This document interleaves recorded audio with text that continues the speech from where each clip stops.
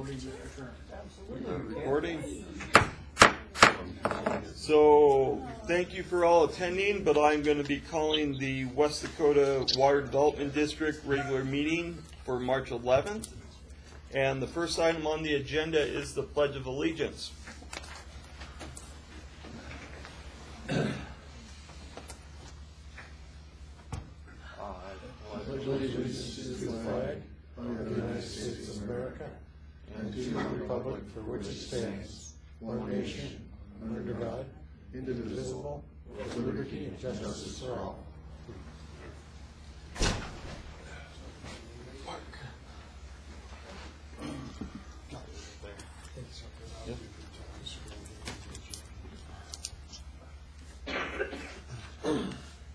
Okay, next item up on the agenda is the roll call of members. So who gets that lucky opportunity? Is it Larry or Dan?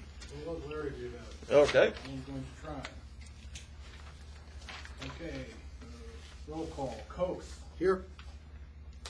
O'Shea. Here. Driscoll. Here. Klein. Here. Young. Here. Mack. Here. Klein again. Here. Yes. Mark Klein. He's not here twice. Okay. And then Craig. I don't know how to spell your or how to pronounce your last name. Oh, it's CARE, just like C-A-R-E. Okay. I'm here. Okay, Care. And Then Ward Director 5 is still unfilled. So. And I'm here too. which is 5. Oh, I may be one of those Kleins. Oh, Long lost relative? So, what district is Scott with? 4. 4. Okay, so that's this one.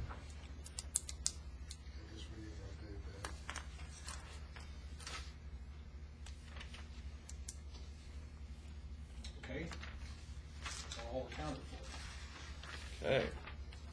Next item of the agenda is approval of the agenda. The board cannot take any official action on any item that is not on the agenda. And we'll give. Okay. Move to approve. Second.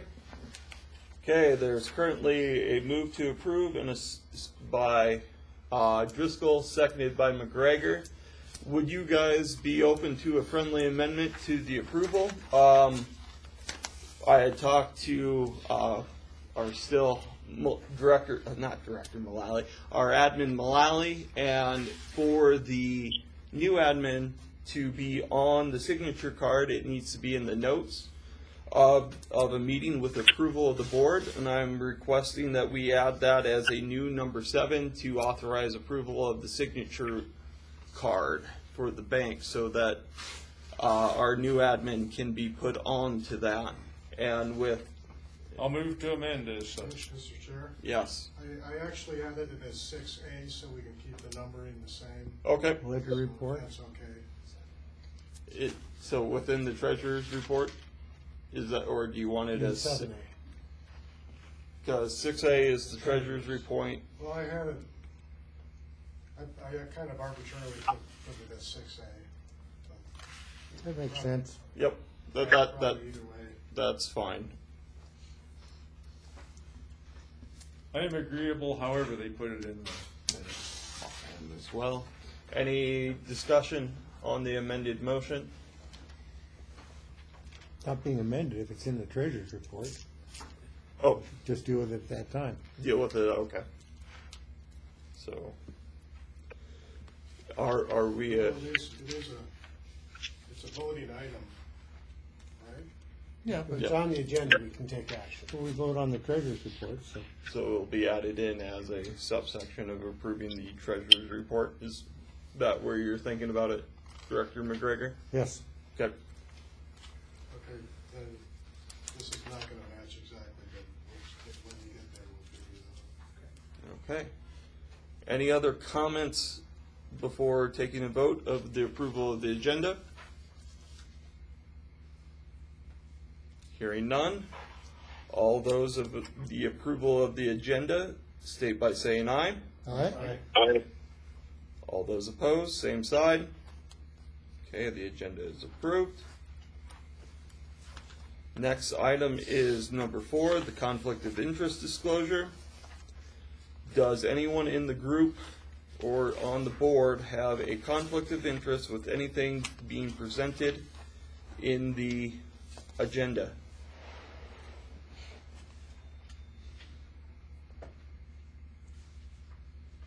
Okay, hearing nothing. Moving on to item number 5, approval of the minutes from the January 14th meeting. Thomas, I've got one comment with that. Yeah. My wife really appreciates her promotion to USGS, although she has never worked for the USGS. And her name is misspelled in others in attendance. Okay. Let's see. Is that the version that was online? No, she was here last meeting. Okay, 'cause there was, I did correct the spell. What's the last name? Hower, Hower. What's H-O? Yep, and definitely not USGS. Okay, so what would, okay, there's a name on the USGS document that looked like it, so that's where that came from. Okay, You think that's a promotion? Well, Yeah, but it shouldn't have been there very long. she'd be going by now, wouldn't she? Director Driscoll. So a question may need correction. page for the name. Under item 11 on page 6 in our minutes, it'd be the short paragraph just above agenda item 12 that said regarding worker appreciation gatherings and reimbursement. It says that Max said legalities should be researched, and I thought I recalled that Mark Klein may have asked the question as to whether or not there was anything in state law prohibiting such, and then from there, Mr. McGregor was intending to check it. Right? Was it you Yes. that raised the question? I raised the question. Right, so with that change, I would move to approve. And the additional change to the Right. Everything that has been changed. Those changes. Okay. Did you get all that, Dan? Okay. So I questioned whether or not state funds could be used for an appreciation event, and then we asked Scott to check into that. This item, it was So we're just Mark changing the Klein. name. Mark Klein said the legality is 86. Well, go ahead. Any direction.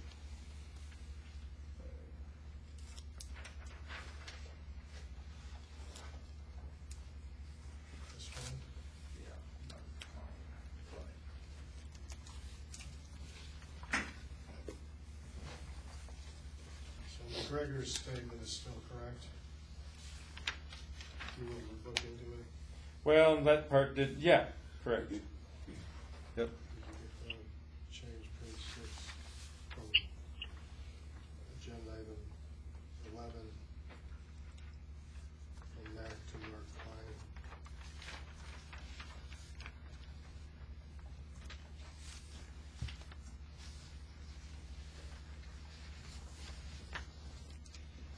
Well, it's kind of funny, we got 2 people working on this, and this is the most changes we've had.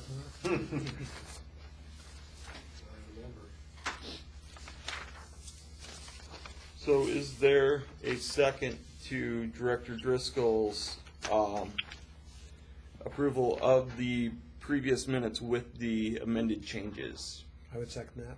Seconded by Klein. All those in favor, state by saying aye. Aye. All those opposed, same side. Okay, we are going to move into the treasurer's report.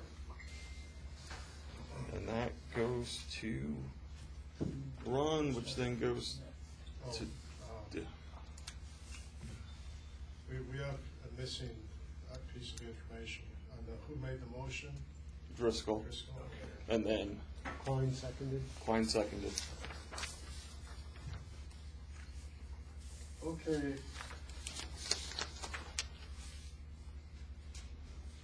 make things easier, I'll just do the treasurer's report this time, and then Larry will be the next person at the next meeting.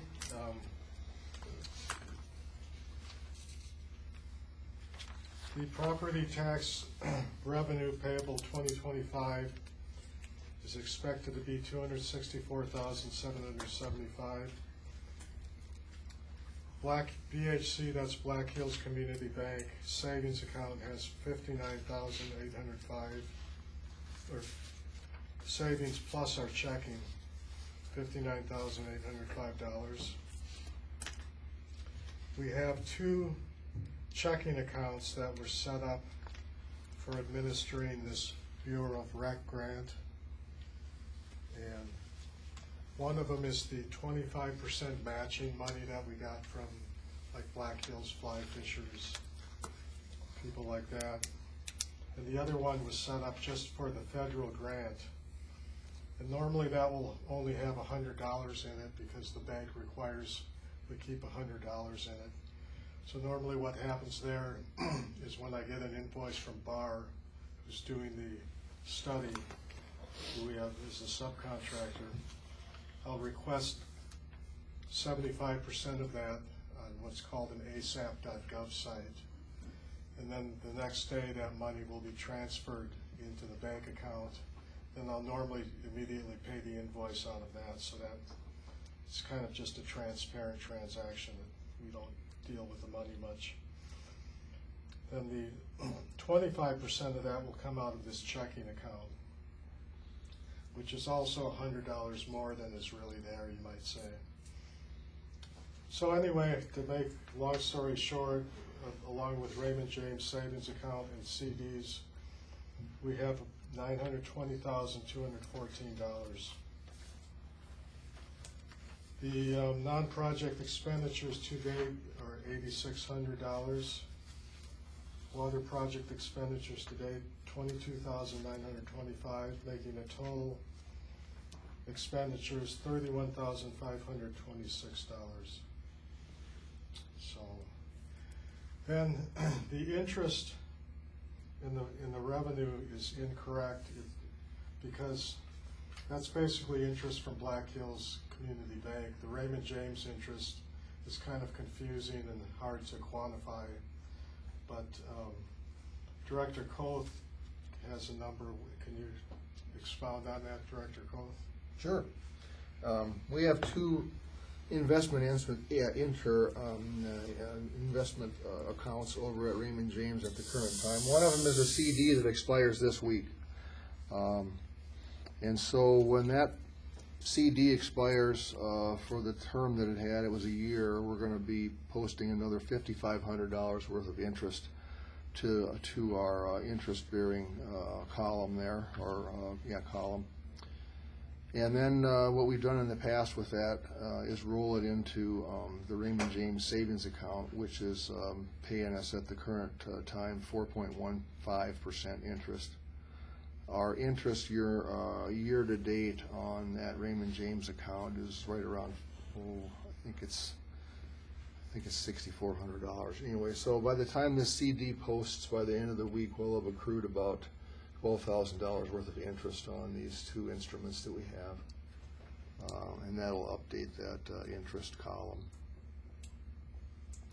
And what's been the practice in the past is that the board authorized the executive committee to make decisions on whether or not we were going to reinvest in CDs or keep money in the Raymond James account based on the prevailing rate of interest. And so we'll check with those folks, but right now it's more than likely that we'll just maintain a larger amount in that savings account, earning 4.15% interest. Thank you. The interest rate does change, but that's what it was a few days ago anyway. Doesn't change that often. What's that, after the CD, what's that 57203? It's just a number Yeah, that they use for that particular account. that's an ID number? I think it's just an ID number, yeah. It doesn't really have anything to do with the ledger, other than an identifier. Or it actually tells us that you actually read it. So, thank you. being the straight man. Okay, that, one of the reasons this interest thing, we really haven't settled in on a process yet, is that we're transitioning from a spreadsheet, which is where this came from, to QuickBooks Online. And I've been basically keeping two sets of books, Doesn't sound good. kind of Al Capone style, yeah. No, they match up, just until the transition happens. But how this interest is accounted for, it's fairly easy with Black Hills Community Bank, but with Raymond James it's confusing, so that's probably more an item for our CPA to decide how that's going to be integrated into QuickBooks. So, any questions? So we got a lot of money. We have a lot of obligated money too. In the next sheet is the projects report. Balance remaining to be paid on each project is the right-hand column. So if you add up all of that, we're $760,629. And the next sheet is just a timeline of the project, so I won't go through that unless anybody has any questions. Thank you, Mr. Chair. Okay, so then probably 6C in this would be to add our authorized signers. In the past, Ron Koth, myself, and now Larry Stetler would be the authorized signers. Koth and Mack were added previously, and Stetler will be the new one on. So would somebody entertain a motion to add Koth, Mack, and Stetler So move. to the signature pad? So Okay, move. so I'll give Larry a second to catch up because I would add that bottom part to the motion to approve the treasurer's report.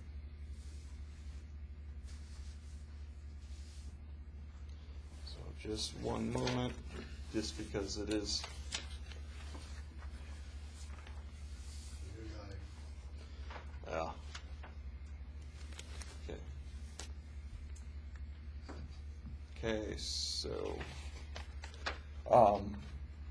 moved by Director McGregor for the addition into the treasurer's report. Would we need a second, or are you just approving the treasurer's report as is, as I stated? think we should do a second on that, just to avoid any Okay. problems with the bank, to vote on it separately and then vote on the treasurer's report. Okay. Is there I'll second. second by Bosheed?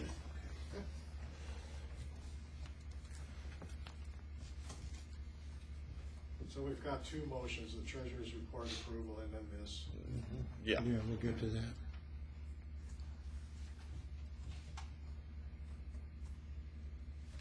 I think we have a good time this year. So the first vote would be to add section C or to the treasurer's report, and then the approval, then we would need approval for the treasurer's report. Would that be correct? If I'm understanding how the roles of operations stand? Since it is in the subsection of the item Well, 6. that's why I had it separate to start with, so I guess, I would just vote on the treasurer's report myself, just because that's the way we kind of, we're going now. Move to approve treasury report. Okay, there's a movement to approve the treasurer's report. Is there a second? Second. Second by Young, approved by Koth.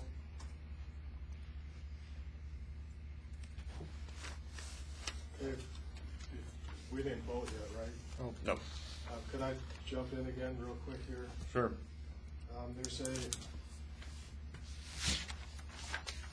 There's the USGS stream gauge thing for 3 years. I got an invoice, and I was talking to Larry about it, and the numbers aren't quite making sense with the contract, so that's something we're working on. So I just Okay. wanted to mention that. And then I think I emailed you two guys, maybe Driscoll was on it too, the Pennington County Conservation District, $7,500. Did you see that email? I did. Okay, so something, you don't have to tell me now what to do, I just wanted to get it Yeah, no, I was. on the radar though. Yep. Okay, the current motion is to approve the treasurer's report. All those in favor of Discussion? Oh, sorry, Dan. Really a minor thing, but would be good we get the names right. Correct me if I'm wrong, Roy, but is the last name pronounced Boucher? It's been pronounced several ways. So Boucher is fine. I'm sorry. That's fine. Do you have a preferred pronunciation? Boucher. And always feel free to correct me if I do mispronounce it. So, sorry about that. It's a minor thing. Yep. And one more question, Dan, the items you brought up, the discrepancy you're looking into, but that's not reflected in these numbers here. No, that isn't in there yet. And then the 7,500 is already the approved amount, we just have to cut a check for, and that'll be reflected in the next report. Pretty much, we approved 50,000. It was a very short request, like we'd like 7,500 of that without enough detail for me to really say, that's why I was. We're still waiting for the documentation on that $7,500 bill. Okay. To figure out what exactly happened there. Okay. So we just need to wait for that to kind of process through. Okay, So both of those were approved, the USGS and that. right, that's what I So they're asked. reflected in the project report, but the payment is not reflected in the project report, so. Okay, thank you. Okay. All those in favor of approving the treasurer's report, state by saying aye. Aye. Aye. All those opposed? Okay, now jumping into the addition, which was to add the signatories to the Black Hills Community Bank, as motioned by McGregor, and then motioned by Boucher. I'm going to get it right before you leave the board. I promise you that, but I don't make any promises prior to that. And then, so open for discussion. Any discussion?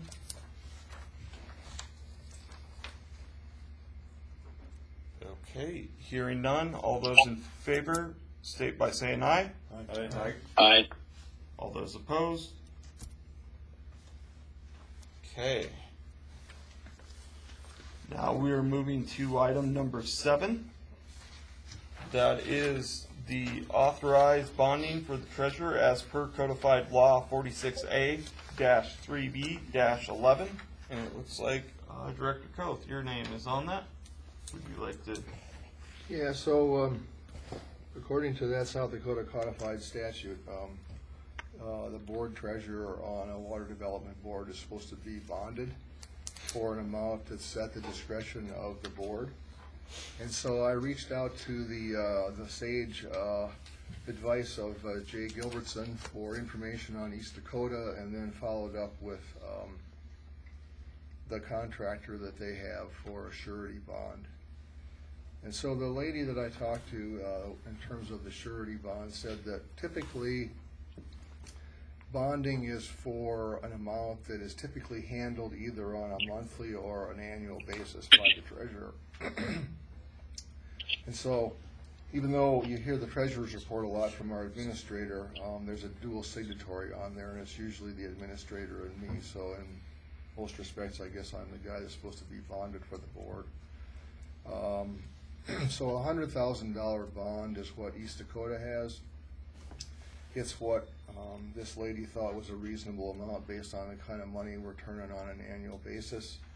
And it's the same amount that right now Dan Mullally has as a surety bond as an individual, just to protect, I guess, us from nefarious actions as he plans his escape to Costa Rica. This would be those double books that he's keeping. I know, it's all coming out. So anyway, a surety bond of $100,000 on an annual basis is about $375.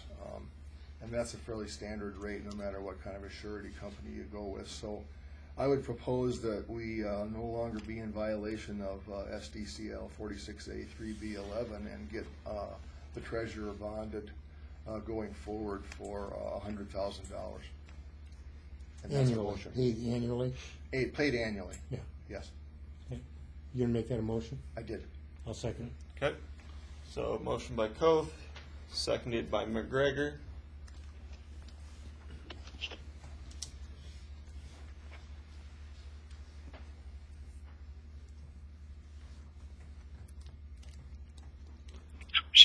Okay. Discussion on the motion. Hearing none. All those in favor of to authorize bonding for the treasurer per South Dakota Codified Law 46A-3B-11. All those in favor, state by saying aye. Aye. Aye. All those opposed? Motion passes. So you've got $100K for your next fishing trip. Geez, I get to go away for quite a while. But just don't come back. All right.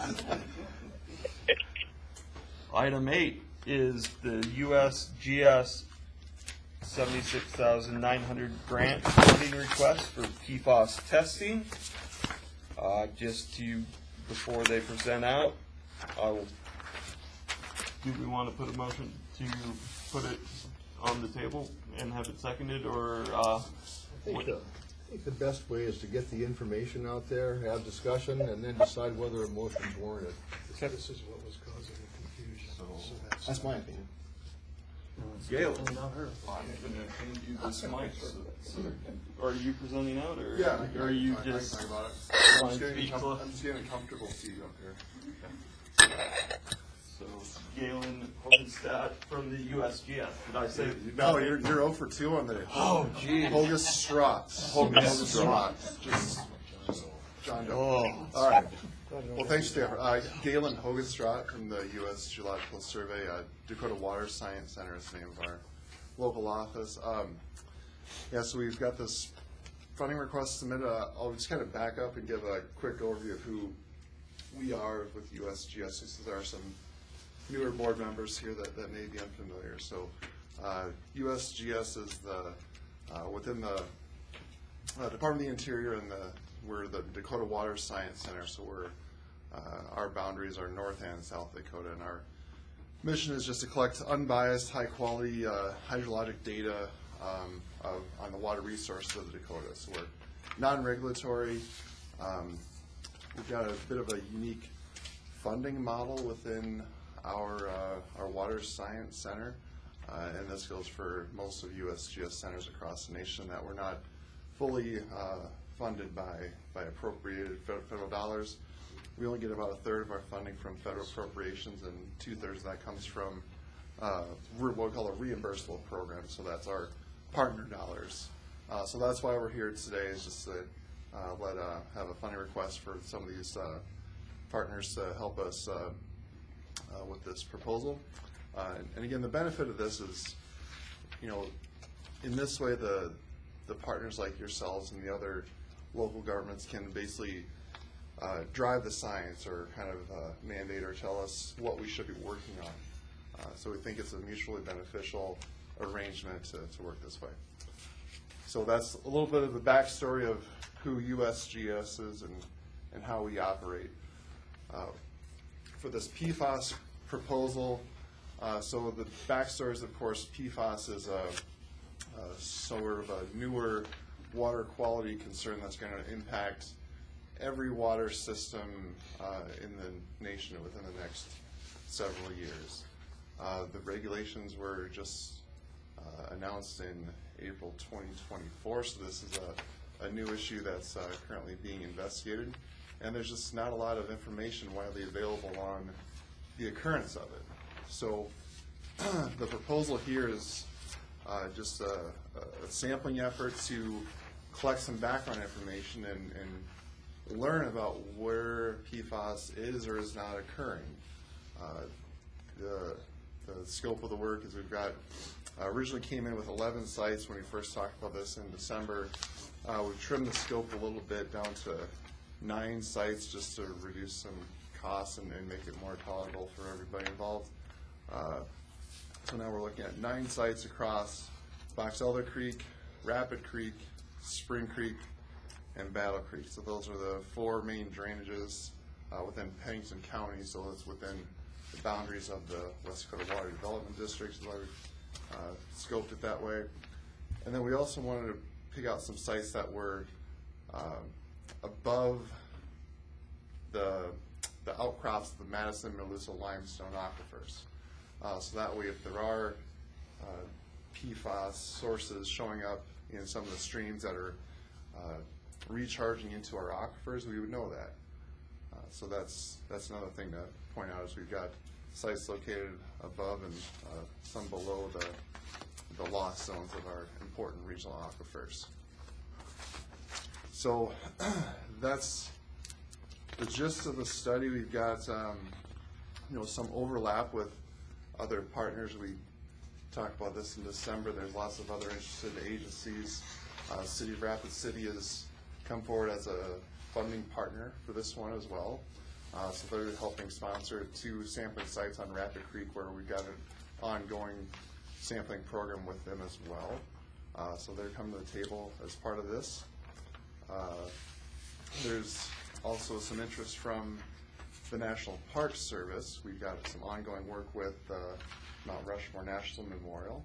The reason that's important is Mount Rushmore is kind of the poster child of PFAS, was showing up in their source waters at Mount Rushmore and without a really good explanation of where it's coming from now. And that's kind of what we're trying to do here is let's not be surprised if we see PFAS somewhere where it shouldn't be.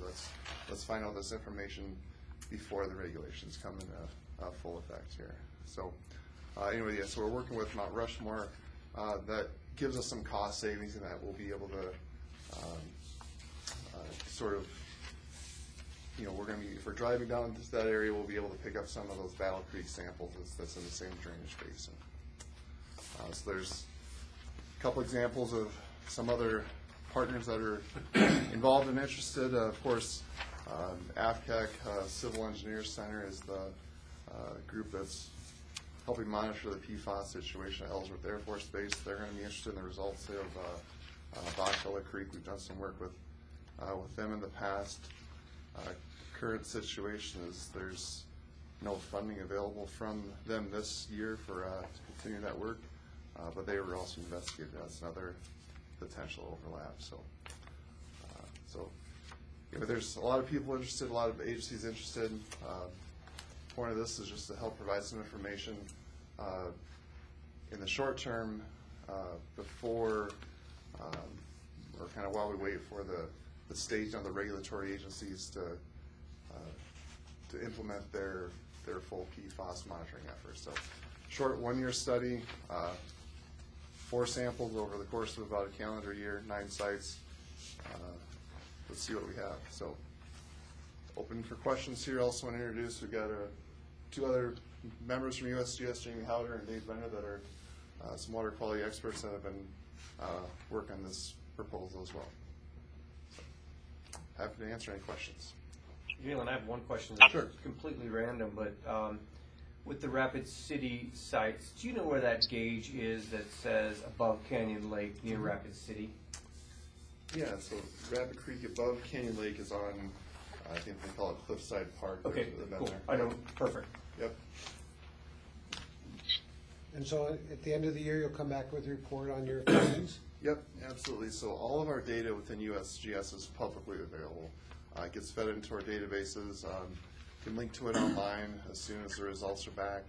And then our intent will be come back after everything's complete, give a presentation, sort of a progress report that summarizes what we learned, and we can share that information to the public. Yeah, Galen, this is Craig Kerr. I wondered, how is this coordinated with the state's water quality monitoring program, and what are they doing with PFAS monitoring? Yeah, we had checked in with them, that was probably last November, December range to look at that same exact question, because we don't want to duplicate efforts. That's number one. They're still mobilizing their plans, and it would be probably within another year out before they have anything ready to go on their plans. And it would be a much smaller subset of what their current WQM network is. There's a lot of challenges with PFAS, and number one, just finding laboratories that can analyze for it. The state health lab doesn't have current capabilities for analyzing for this PFAS, so they have to identify a contract to get even the analysis set up. But we will continue to check in with them on a regular basis, and if there are any changes, make sure we're not duplicating efforts. But basically, the list of sites we got presented here are not going to be part of DANR's WQM network within the next year for sure. Okay, thank you. Director Health had a Yeah, I've got a couple of questions, and then I've got a comment, because I did do some investigation with the DANR PFAS rule manager, as well as the regional GS folks that are working over in the Great Lakes area with some tribes on this stuff. So one of the reasons that this was delayed was that I think the board asked the GS to find some more partners, in this, from water systems that were actually delivering water for consumption versus, just basically West Dakota and the GS share in the bill. Have you talked to, other than Rapid City, any of the other 63 water systems that are going to be required to sample PFAS for any cost share money? We've talked to the city, Rapid City first, because that made the most sense, and we're targeting the big water suppliers. And I guess the thought is, we looked at the mission of the West Dakota Water Development District of they're supposed to protect the water resources for Pennington County, and we thought this would be a good opportunity to sort of pool together the resources that those community water systems provide through tax dollars, and this would be the more appropriate venue. If we were to contact 63 different water systems, that'd be a lot of small tokens to pool to this. Just be a more complicated effort to do that. But we're open for it if there are certain water systems that come to mind that you are aware that might want to participate. But we thought this would be the most efficient way to do it.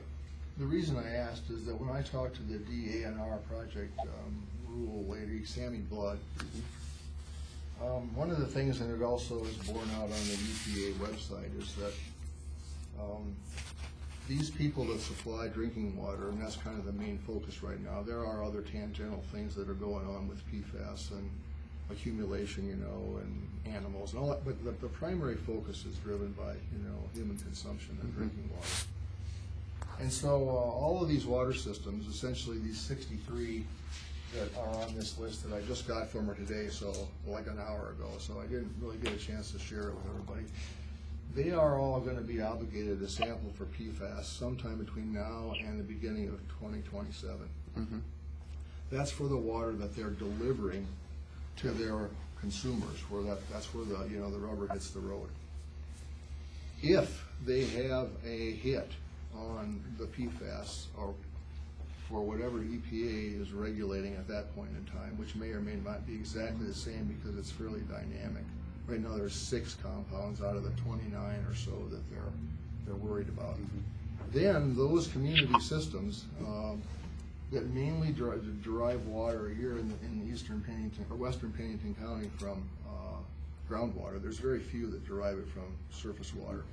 Then they have to go figure out in their raw water whether or not they've got a PFAS kind of an issue.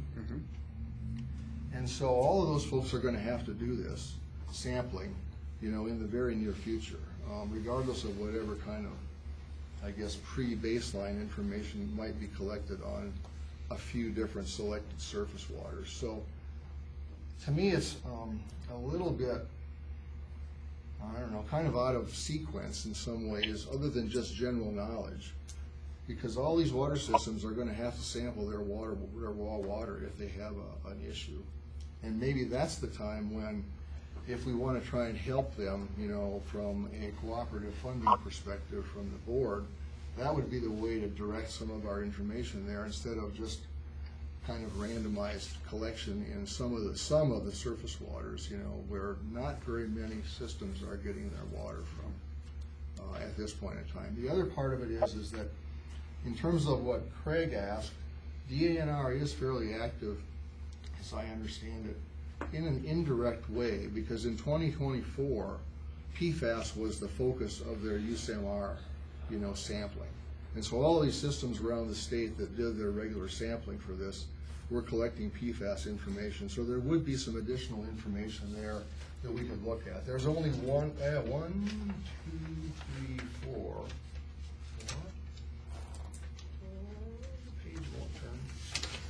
4 systems out here that were involved in that sampling, you know, from 2024. So those might be the ones to initially target if we want to try and find some more cooperators, because they already have at least some start on indications of whether or not their supplied water has you know, PFAS compounds in it. So I'm thinking this is a little out of sequence, and I'm also thinking that because it is kind of a big research deal, that if we do decide to pursue some cooperative funding at this point from West Dakota, we should examine closely that cooperator funding match that you have some ability to fiddle with, you know, within the USGS. It doesn't have to be 62, 30, whatever it is. It could be a lot different number if we decided we were going to contribute a lesser amount to just kind of help you collect some basically, you know, early information that's going to have to be collected anyway, coming on down the road in a couple of years. Any other comments for Galen from the board? Yeah, for those new to the board, one of the bugs I've always had in my bonnet is government agencies that come in and ask us for money to supplement their programs because they don't get enough money in their appropriations from their appropriating bodies. The state does that with us regularly, asking for funds, and USGS, I have to say USGS is rather outrageous in my view in asking for 62% of this program to be paid for by us, and for that reason alone I would not vote for it. But I think it is also, as Ron has said, a project that at the current time, when you're looking at major players coming in and with these systems and rigs that have to start looking at this stuff, and the state's ongoing program, this seems like a premature effort that would get interesting but perhaps not as useful information as we could acquire by delaying this for a year or two and trying to put together a more comprehensive program with other big actors. I would not vote for anything like this that asks for us to pay more than, at the most, 50%. Any other comments? First, a question or two.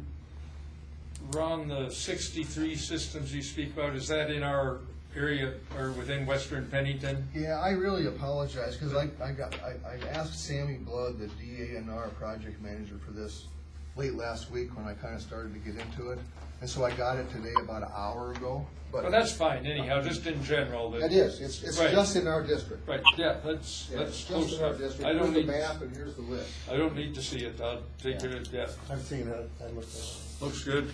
Send it around anyhow. My system's on it. I just wanted clarification there, and you know, most of these are, of course, groundwater systems, and there's lots of variables here. You know, in this Madison system, that's the source for most of these. If they're starting to see PFAS now, in all likelihood, that'll increase over time, and of course, if they're seeing it, is going to depend on things such as, you know, basically detection levels that they are using. and then whether or not there's any removal mechanism. And I suspect that most of the systems are basically chlorinating their water if they need to do that to meet a requirement, and for the most part, not much else. There certainly would be some exceptions, but I guess with that much said, and you had given us the same general information when you were here several months ago, Galen. When again, refresh me, do we expect that we'll start seeing results from these entities as they sample? I mean, we're seeing some now, and then over the course of the next couple of years, pretty much everybody will have to have sampled like at least once, or?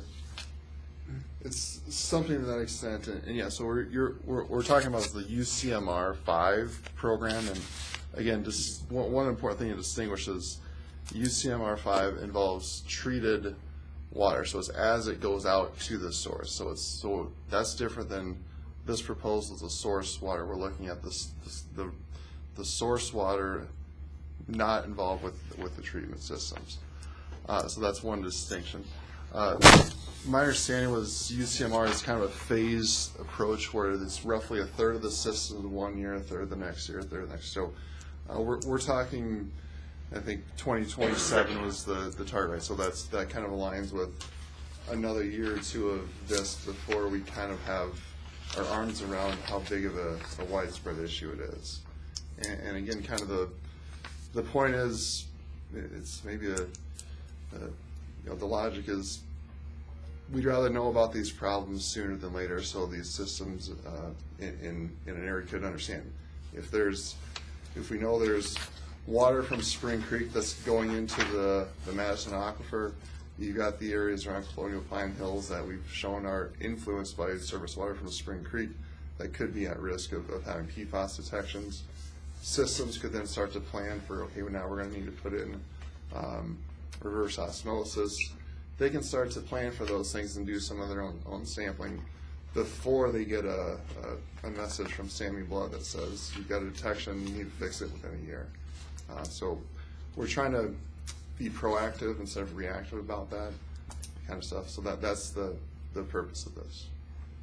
Right. So, I probably kind of share the same thought that it well, certainly the information would be informative if the information came free, you'd be out there sampling already, or somebody would, and beyond that, we all know the story of where do we put our dollars.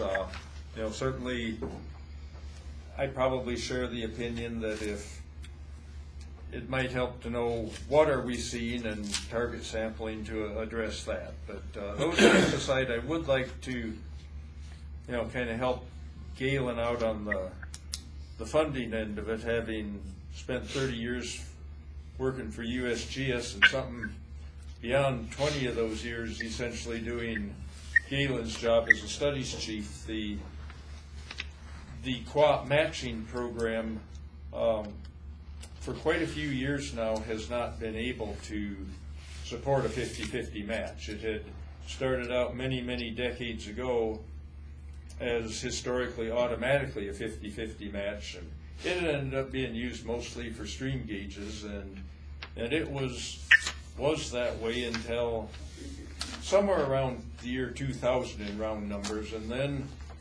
just chronically over the years Congress failed to appropriate enough money to the USGS co-op program to keep up with the inflationary costs, and especially of stream gauges. And so sometime soon after, around 2000, it first hit the studies programs, we were told, well, gauges, they get 50-50, but you studies people, you're going to have to look for 60% match on your programs or whatever. And eventually it kind of trickled down to the gauging program, and we see the same thing on our gauging costs now. It is no longer a 50-50 match. So it's an unfortunate circumstance, but that's the cruel reality of our congressional funding levels. So enough said for me.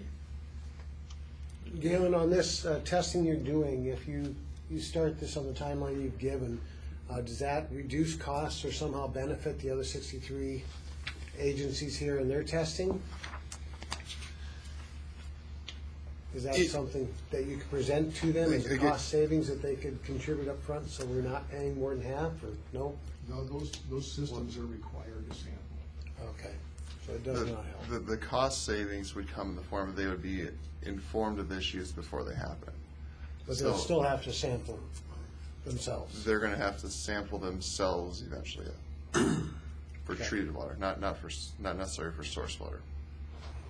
And delaying this a year, if we delayed it a year, what's the impact other than knowing sooner than later for those agencies or yourselves? If we delay it by a year, it would just, you always run the risk of having more violations that kind of become a regulatory issue versus something you could address before the regulations come into effect. And the costs will probably go up as well. Costs are always increasing. What, do you have another concern, Rick? Yeah, I do have, just since we're talking about costs, I just happened to look at our budget report since I'm the treasurer, and it says we got a lot of money. You know, we've got $900 and some odd thousand in the bank. We've got $760,000 and change allocated. And if we were to, for example, approve this $76,900 grant, we'd have obligated all but $82,000 basically our budget. And we have a couple of big things going on right now with the BOR work and with the 319 project coming up. And so I'm, not to be budget worried, but I'm a little worried that we'll get stretched thin for something that is maybe a little out of sequence in terms of really providing the most benefit to these communities who are going to have to sample anyway.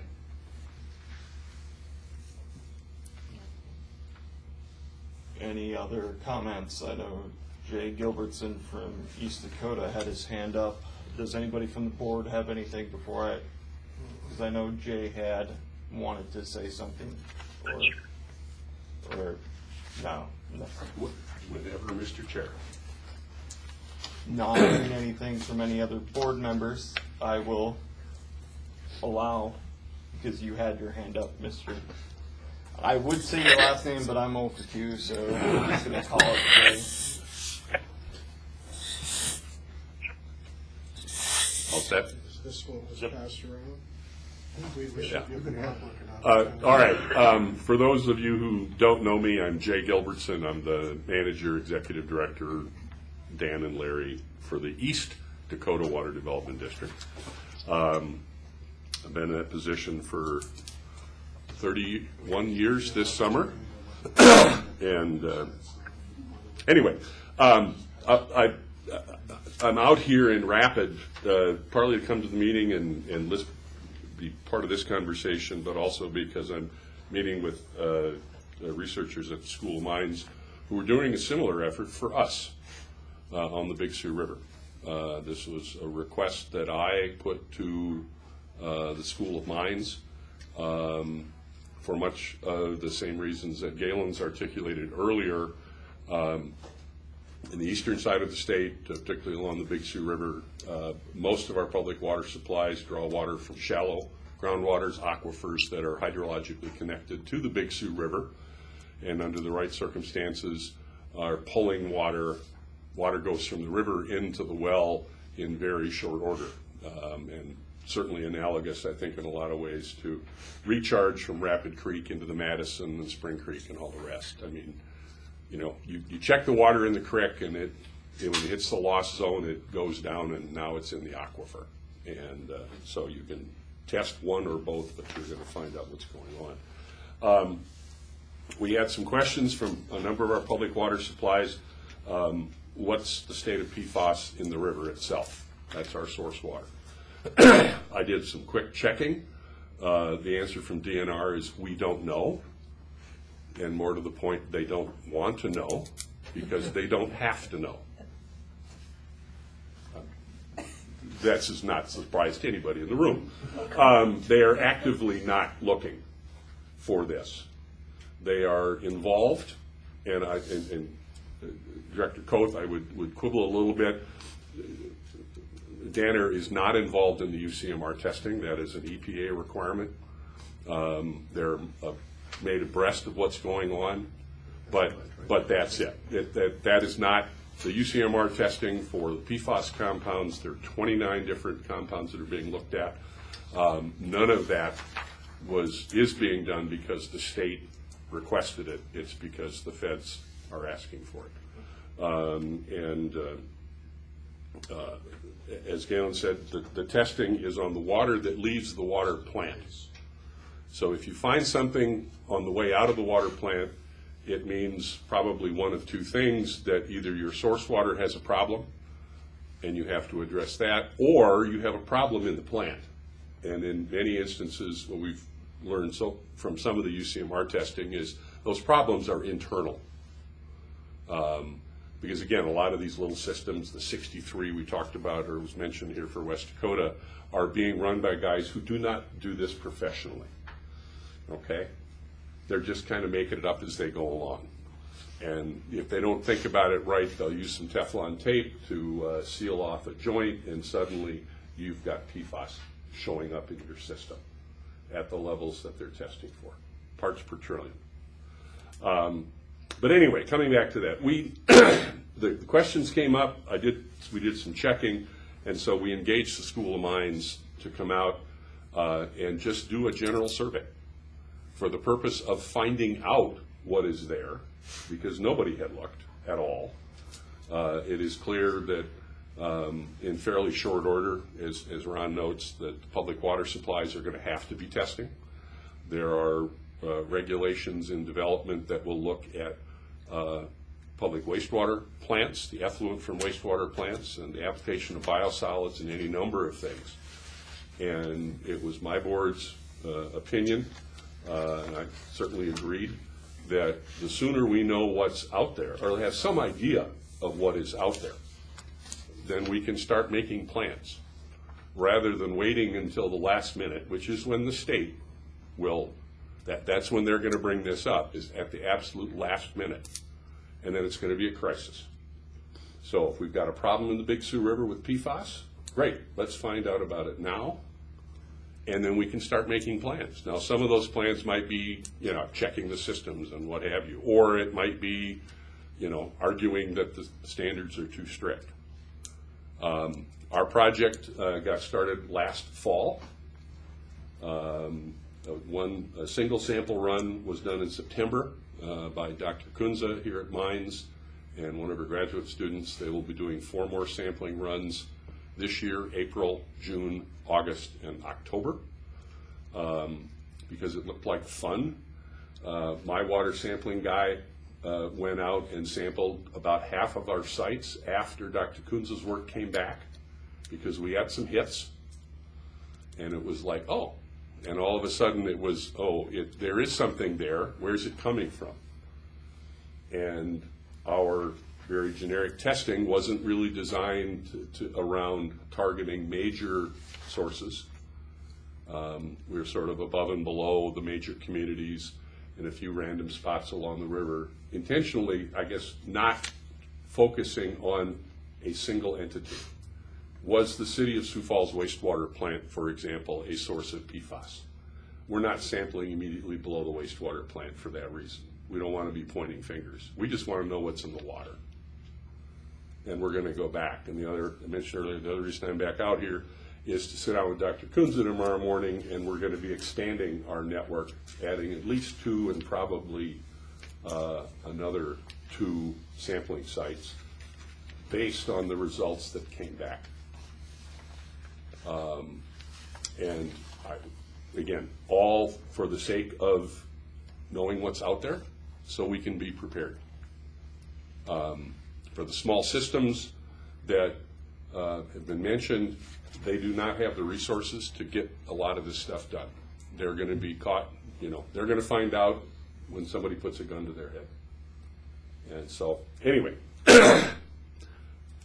I'll be happy to answer any questions or wax poetic on this, but Just a I question. would encourage, Go ahead. from the district's perspective, or from just our perspective, this was something that we felt was an appropriate activity for the district to get involved with.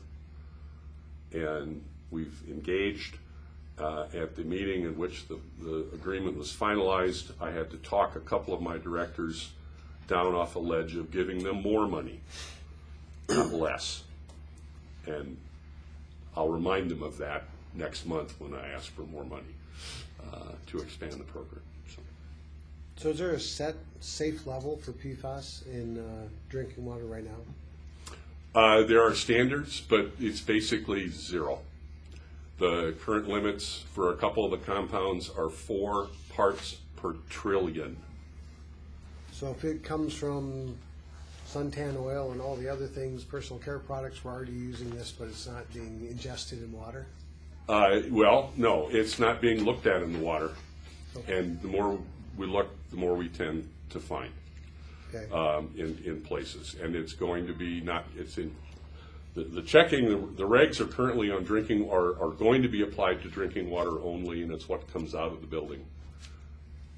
There are regulations in the works that are going to be looking at wastewater discharges and biosolids. One of the issues that's come up is, if we have a PFAS-rich stream that goes into the wastewater plant, the effluent coming out of the plant has less PFAS in it. PFAS compounds are what are called forever compounds. They don't break down. And it's like, well, what's going on? Well, it turns out, if you check the liquid or the slurry, the liquid coming into the plant and the liquid coming out, that's it. But there's also solids that come out of the plant. And that's where that's where the PFAS went. The PFAS isn't being treated or destroyed. It's simply being shifted to a different activity. And where does a lot of the biosolids go? It gets applied on farm ground because it's a fertilizer. We got a lot of stuff to fiddle around with. I would, speaking for myself, I would encourage the board to find a way to support this and provide the information that's out there. The state's activity, I'm still hearing maybe this year, but it was not something that was on their radar until we started testing and the newspaper picked up the results. I think a couple of things that Jay said are very, very important to consider as we look at this potential effort out here. And one is that the Big Sioux River is connected with a lot of shallow aquifer to drinking water systems in the valley. Here, this system, this proposal is sampling, above the loss zone, and so there's a lot of room between that and where people are probably taking their water supplies for, in many ways. So I think there's a big difference there in what might be gained in terms of pre-information. The other thing is that this PFAS, and I don't want to be, disrespectful in any way or poo-pooing it, but this stuff's been around for 50 years, and all of a sudden it just sort of showed up on the radar as something to, kind of be concerned about. So it isn't like it's an emergency in many ways to find out and do something. And probably the bottom line is that if source water and not the plant itself is providing these test results that are in violation of EPA, these plants are going to have to either go to reverse osmosis or activated carbon, activated charcoal filtering in order to provide drinking water that meets the standards. So one way or another, they're going to have to, deal with it. And the biosolids are a big deal. Down in Texas, they're looking at accumulations of some of this stuff and trying to figure out what's going on with their forage crops and animals. So it's another thing to wonder about after 50 years of these compounds out there.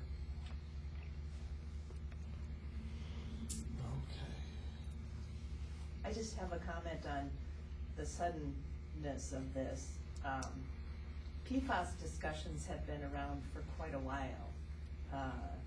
The Groundwater Quality Program has a conference in Pierre annually, and correct, I think for the last 8-10 years, they're, well, maybe not that long.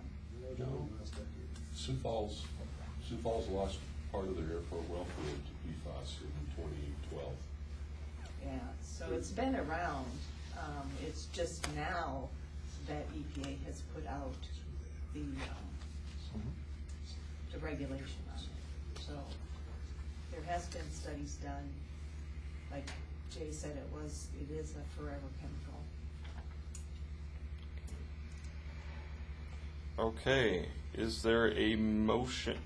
Does a member want to make a motion on the proposed funding for the $76,900 grant request so that it is a voting item?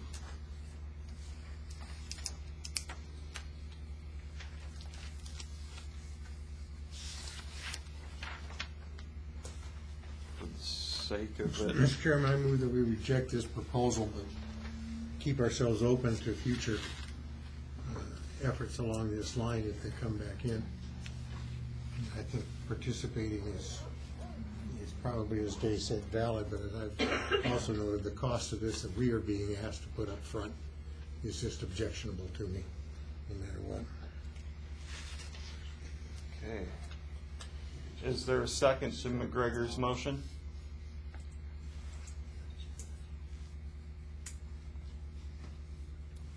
I'll second it. Okay, seconded by Boucher. There you go. Thank you. Hi, Roy. Just call me Roy.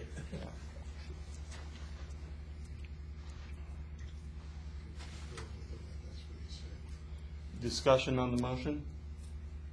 Just, I'm new to all this, and, I don't know what our budget expenditures are and projections for the year, and trying to learn all that stuff. I'm all for prevention, but at the same time, I'm also conservative in spending, especially when it comes to taxpayer dollars. I do think, Galen, there's definite value in trying to find out if this is coming into our system before it hits a source, and then being able to identify maybe where those contaminants are coming from, or if it's just a thing that's in the environment that we just have to deal with. But again, because I have little knowledge of what's upcoming for the year, I would just going to have to vote against this at this point. Any other comments from the board?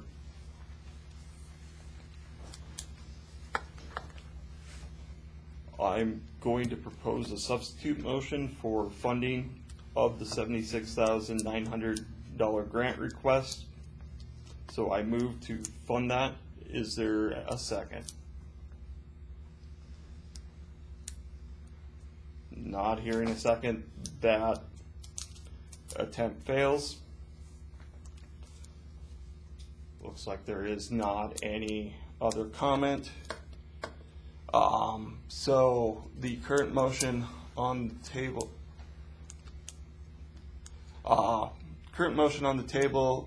proposed by McGregor, seconded by Boucher, is to reject the grant proposal for the proposal by the USGS for the $76,900 grant request for PFAS testing.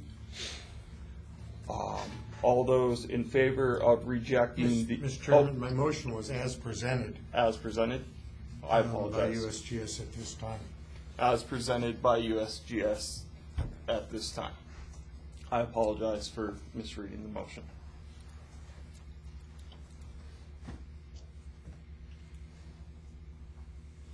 So, all those in favor of the motion to reject the proposal by USGS at this time, all those in favor of that say aye. Aye. Aye. All those opposed? Aye, for the record. So, looks like the proposal is rejected by the board. Going into item number 9. Give Larry a second to type that. Okay.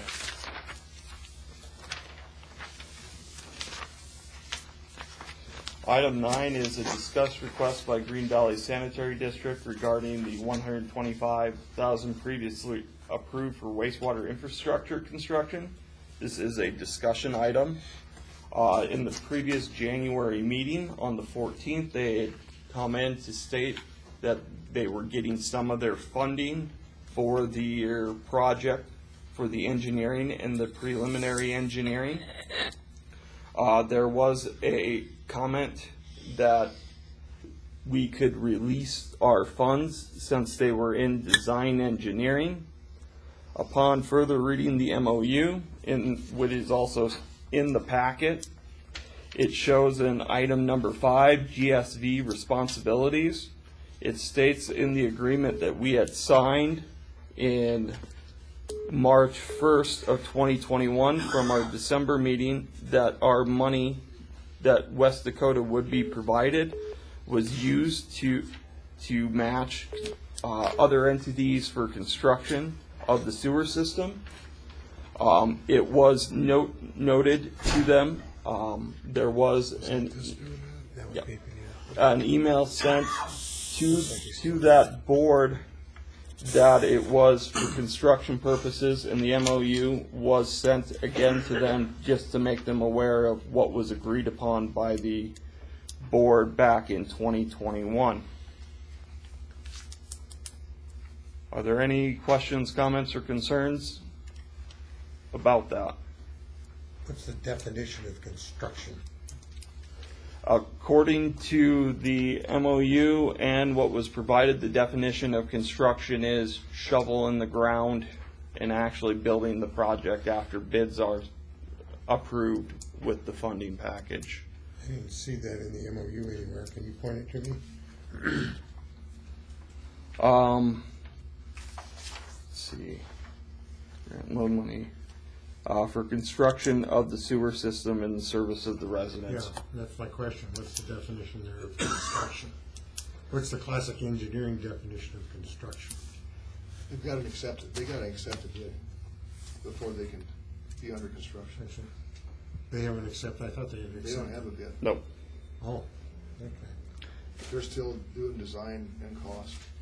But they've got some of their engineering costs, planning costs that are being that want to get paid. The vendors want to get paid. Is that right? So, I was contacted by Black Hills Council of Local Governments, and what they stated is they have the funding structure for the engineering all lined up.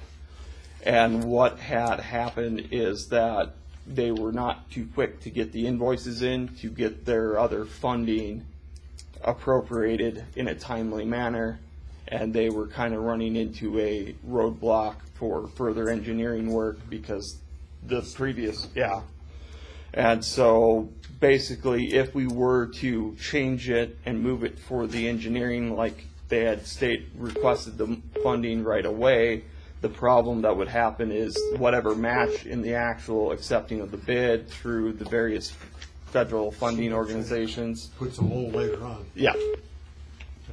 So that was kind of the issue. You still there, Craig? Yes, I am. I had to unmute. Okay, we're hearing noises. So. Yeah, someone's trying to call you, I think. Yeah. So this is informed them of not this. me. Is there any action we need to take on that? No, this is just to say that we brought this back to their attention. Okay, moving to item number 10, approval of funding for the $2,000 sponsorship of the Western South Dakota Hydrology Conference. That item goes to Director Driscoll for presentation. So there's a written funding request on page 20 in your packet. Probably everybody has seen background on this. I guess I see in there. I hadn't really read it. I'm on the organizing committee and participate in planning and whatnot. But I see it began in 2002 and it's been ongoing ever since, with the exception of 2020, which was a COVID year. And West Dakota was a primary sponsor of the conference when it first started, and has been ever since. Ever since, I think, Joanna, you're here to address any questions, but before we go to that, I'll just start out with a motion. I'll move that we provide the $2,000 sponsorship. Second. Seconded by McGregor. Okay. Is there anything you would care to add? Well, my name's Joanne Noyes, and I'm with the South Dakota Geological Survey, and I'm a member of the Western Hydrology Conference Planning Committee. And on that committee, there are, well, like Dan said, he's a member, members from the National Weather Service, USGS, and South Dakota School of Mines, a number of, and Respect as an independent company, Department of Agriculture and Natural Resources, not just the South Dakota Survey.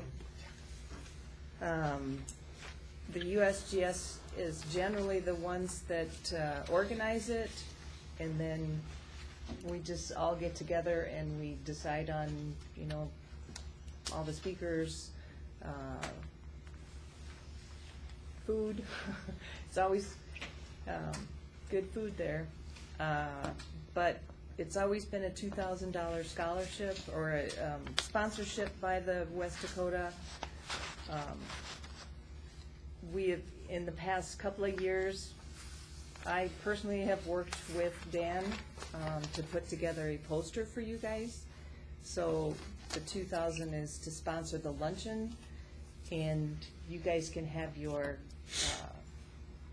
poster out there that showcases what West Dakota is, some of the projects that you're doing, and get your name out there that you're a sponsor. That's one thing, Dan, and I don't know if you wanted to talk about any changes you wanted on that poster this year? Well, Director Driscoll and I kind of were talking about some things, so. Okay. A map of the water development districts was outdated. Oh, I updated that one. Okay. Yeah, you sent me that one. I guess we could talk about it, maybe an update to the bar study is not on there, for example. Oh, it's not. No. I think there's various changes that. The School of Mines one is on there, but. Okay. Well, you'll have to let me know on that. Okay. Director Coth has a question for you. Can we, sometimes in the past, we've been able to stand up and mumble in front of the lunch crowd before the speaker. And it seems like we have a couple of things this year that might be, I think, of general interest where, you know, they might not get that information some other way. You know, we've been approved, but we're still awaiting, you know, more follow-on with the DANR on a brand new 319 project, which could be a pretty big deal. Okay. And then we've got some preliminary results that'll be discussed at I think at one of the general plenary sessions by BAR on the hydrology effort to examine, you know, optimizing management of the Deerfield-Pactola system. But it might be fun to just draw people's attention to that as well, because it's kind of a big deal. Okay. For example, the first run on their model suggested that we might be passing over the course of, you know, the time that the reservoirs have been in operation, 15,000 acre feet on an average annual basis that's not being really used, which is a big amount of water. I mean, that the pipeline project just requested like 27,000 acre feet of future use water. So 15,000 acre feet's a lot of water to figure out if we're really using it right. Yeah, you guys usually do have a spot there Okay. that you talk. Give a little summary of what you want. Volunteered. Yes, yes, sounds like you Yeah, I knew that was coming. Any other questions from the board? And also, we usually pay for registration at this. However, as a sponsor with the $2,000, I think you guys are all welcome to come free to the conference itself as well as to the luncheon. And of course, you're welcome to speak. Maybe I missed it. Were you going to be able to print that out for us? Yes, I can print it out. You guys will have to post it. Get the spray glue and Yeah, our office doesn't, huffing glue, yeah. doesn't quite work anymore. Yeah. I remember one time we were outside doing it and it was windy and It didn't work, yeah. But that's the board that we put together for you guys, that usually is sitting outside the luncheon door or also at the registration desk too, isn't it? Or in the, usually we just handed that registration, I think. okay. I guess we could move it around. Yeah, I thought it was at the Maybe. luncheon door too. I have two of them, so. Oh, I okay. only have one easel though. You can borrow one.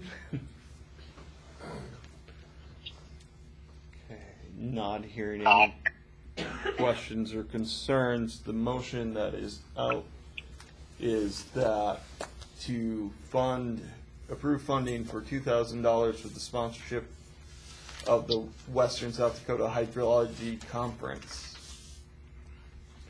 Who's the second? McGregor. Okay. Wait a quick second to make sure everything's correct.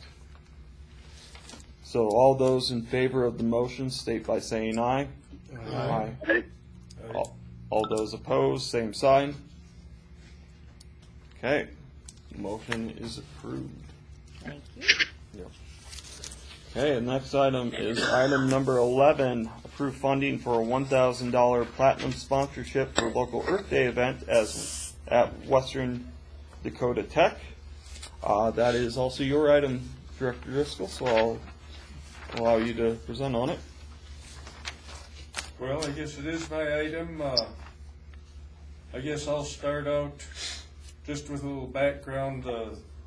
The documentation again is in the packet, starting on page 23, and this is not in the form of a funding request. This is the standard documentation that they provide for entities interested in sponsorship.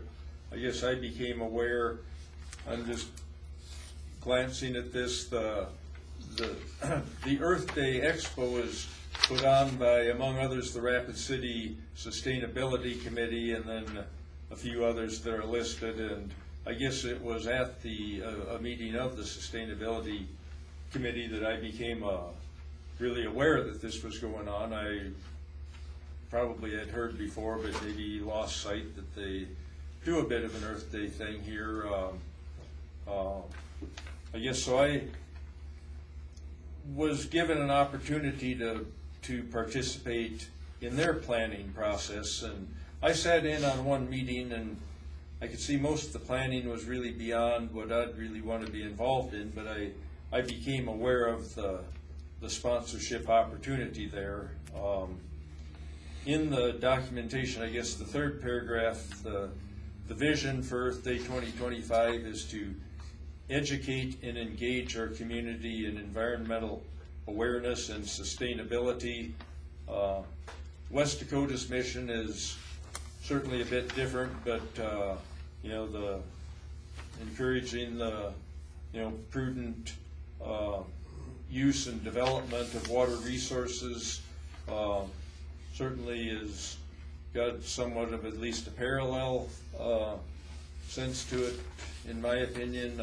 Certainly a lot of what we do is water quality related, and so it just struck me that this seems to fit within our mission, and I guess more importantly, it seemed to me like a good chance to really get visibility to a totally different audience. The hydro conference that we've been sponsoring, it's probably 80% or greater repeat attendance each year. The poster that we've got out there is pretty outdated. The concept of updating this poster actually came about because of the, my decision to put forward an agenda item here that it's really pretty painfully outdated, and we really should update it a lot. And that's really was the impetus for that. So anyhow, we'll work with you, Joanne, and we can maybe once, if anyone wants to suggest what we should update, let us know. But we can, once we've got a draft, we could float it around to the board and they could look at it. But beyond that, I guess Heidi Sieverding is here. Is that a correct pronunciation? I'm probably one of the few people on the planet that says it right, but Heidi? Heidi and Sieverding. Sieverding. So I think the Sieverding part is the harder part, but don't ask me to spell it. But Heidi had offered to be here in case there were questions, and I guess I will give her one question to start out with and then open it up to others. But about how many people did you say in round numbers had attended last year or previous years? What kind of audience? So it's at Western Dakota Tech. Oh, and Heidi, please, even though I introduced you, if you could get up near a speaker and... Sorry, my voice That's doesn't fine. pick up very well. Heidi Sieverding. I am an assistant professor at the School of Mines in the Civil and Environmental Department, and I am vice chair of the Rapid City Sustainability Committee, and I'm a member of the Earth Day Planning Committee. So last year, the Earth Day event was held at Western Dakota Tech, and for those of you who have been to Western Dakota Tech recently, there are like 3 main entrances, and we had activities at all 3. And so we were taking up a lot of space within the college, and we were only doing a head count on one door.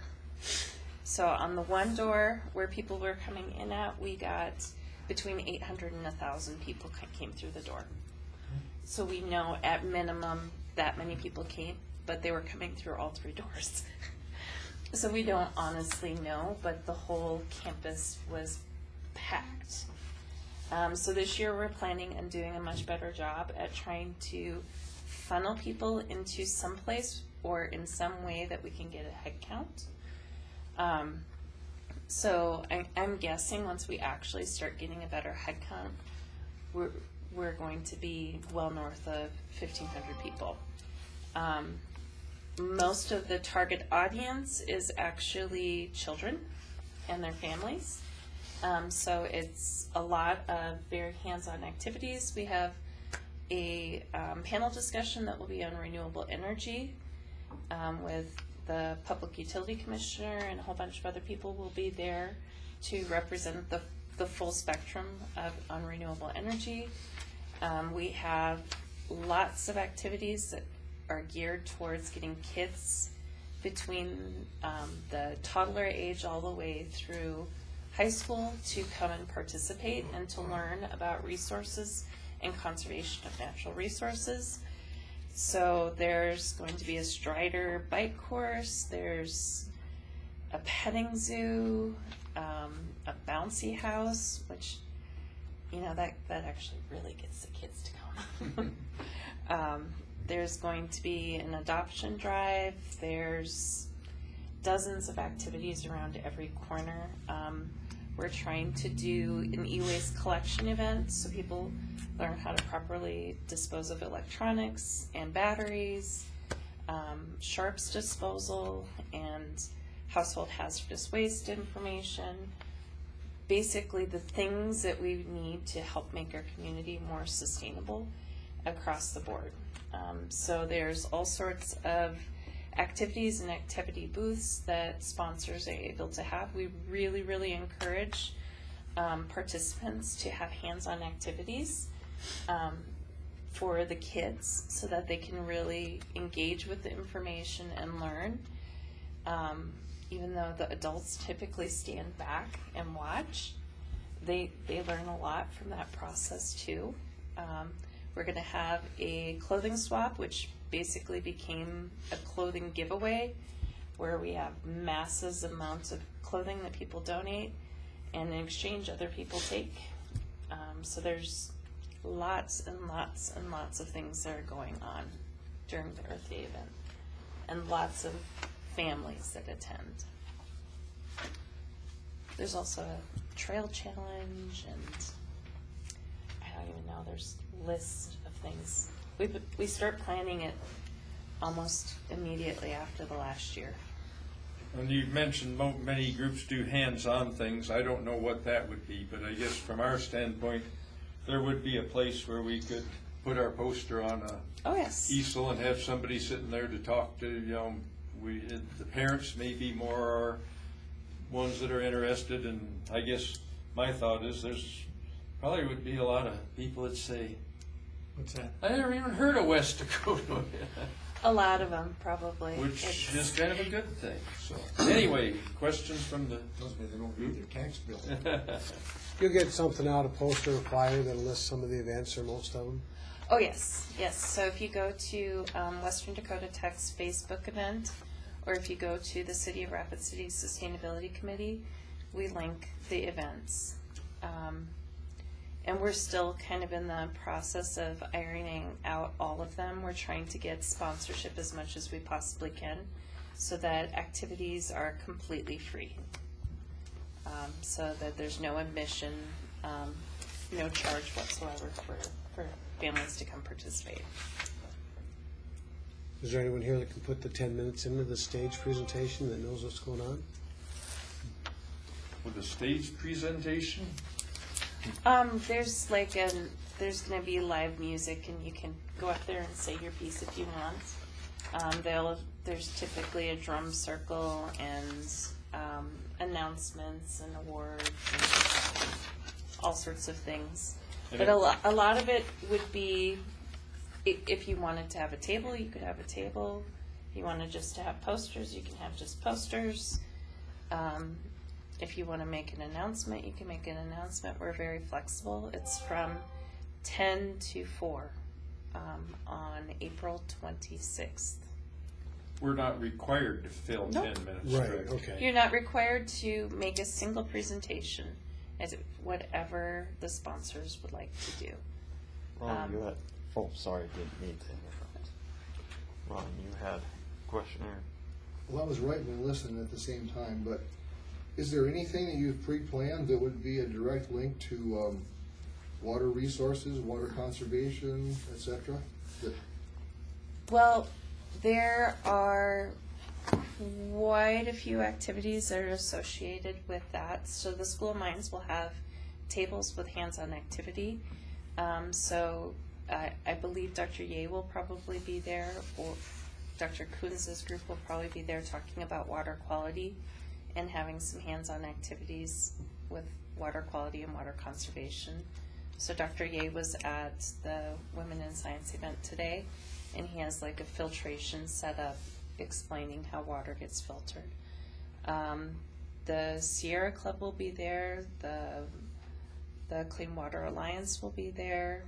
Oh goodness, there's going to be probably half a dozen organizations with activities around water and water quality, but we don't have a centralized event focused on that, but there's going to be a lot of information available, and if the board wanted to do something, we would be more than happy to support that.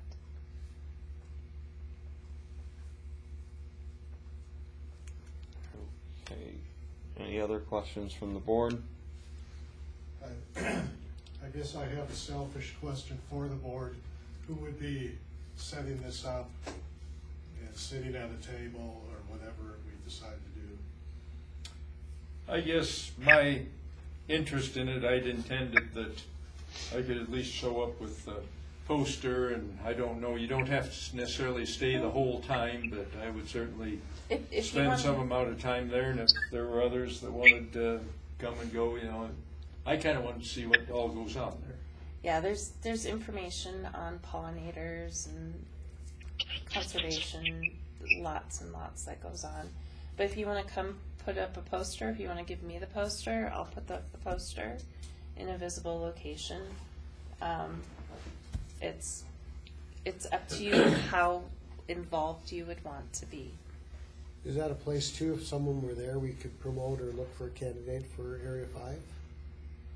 Do you think that would be worthwhile for us to do that? I'm involved in a Rapid City, the citywide cleanup with the Optimist group, so I won't be there in the morning for sure. But just wonder if that would be a way that we could look for a person to fill that spot.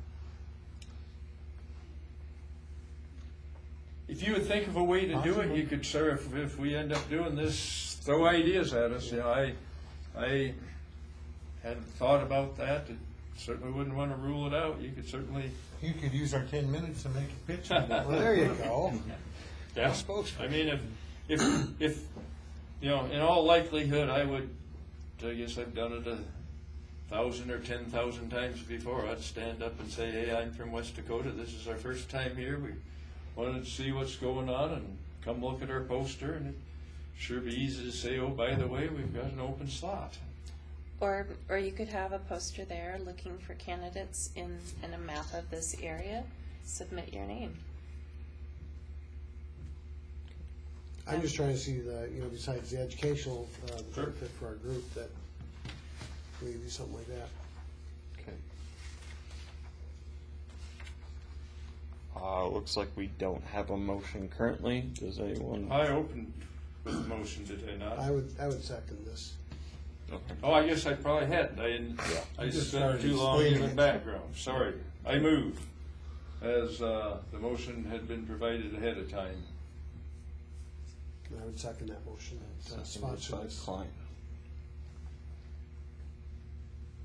Okay. Discussion on the motion. Just a comment. It seems like we're just kind of learning about what's going on here. I don't know whether we need to be the platinum sponsor, but we could certainly help out with some level of sponsorship. Maybe a half of that.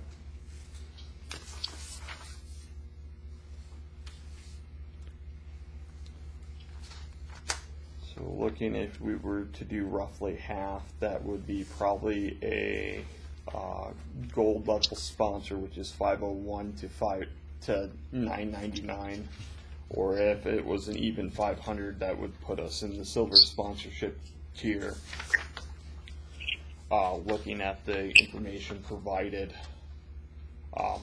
just as a method of stating out information.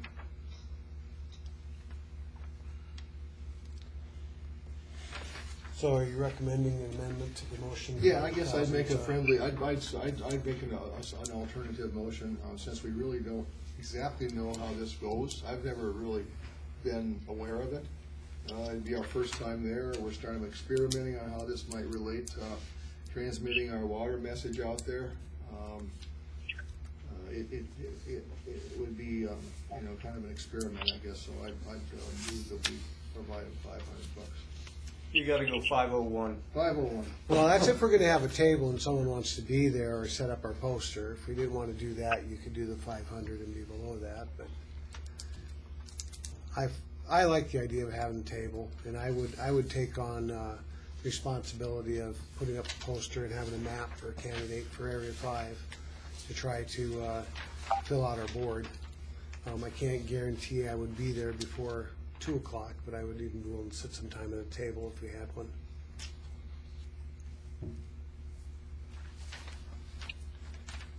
Larry, that number's gotta be 501. 501. Yep. Is that what you're? And I'll second Ron's motion. Seconded by Young. He said that name right, so I just Nice work. wanted Am I Sherry? Yo on you. Okay. Discussion on the amendment, or this it would be a substitute motion. Discussion on the substitute motion to change the event funding from $1,000 to $501 for a gold sponsorship. So I'm looking at the information, the gold sponsorship, it does allow a booth. Yep. Yep. No t-shirts or logo is not on the T-shirt, right? Yeah, your logo would not be on the T-shirt, but if you really wanted a table, we would arrange for you guys to have a table. Right. Do we have a logo? Is that what that is? Oh, sure. The Yeah. logo, yeah, it's, So that would be on the T-shirts. And so what we're doing for the T-shirts is they're doing a design contest with the kids this year for next year's T-shirts as well. And so next year's it will be, T-shirts will have the logo and the theme that the children pick. well, I will vote against the amended motion. Having looked at the budget, our balance of something short of $1 million there. A lot of the commitments are actually quite a bit smaller than what's shown if we went through that budget.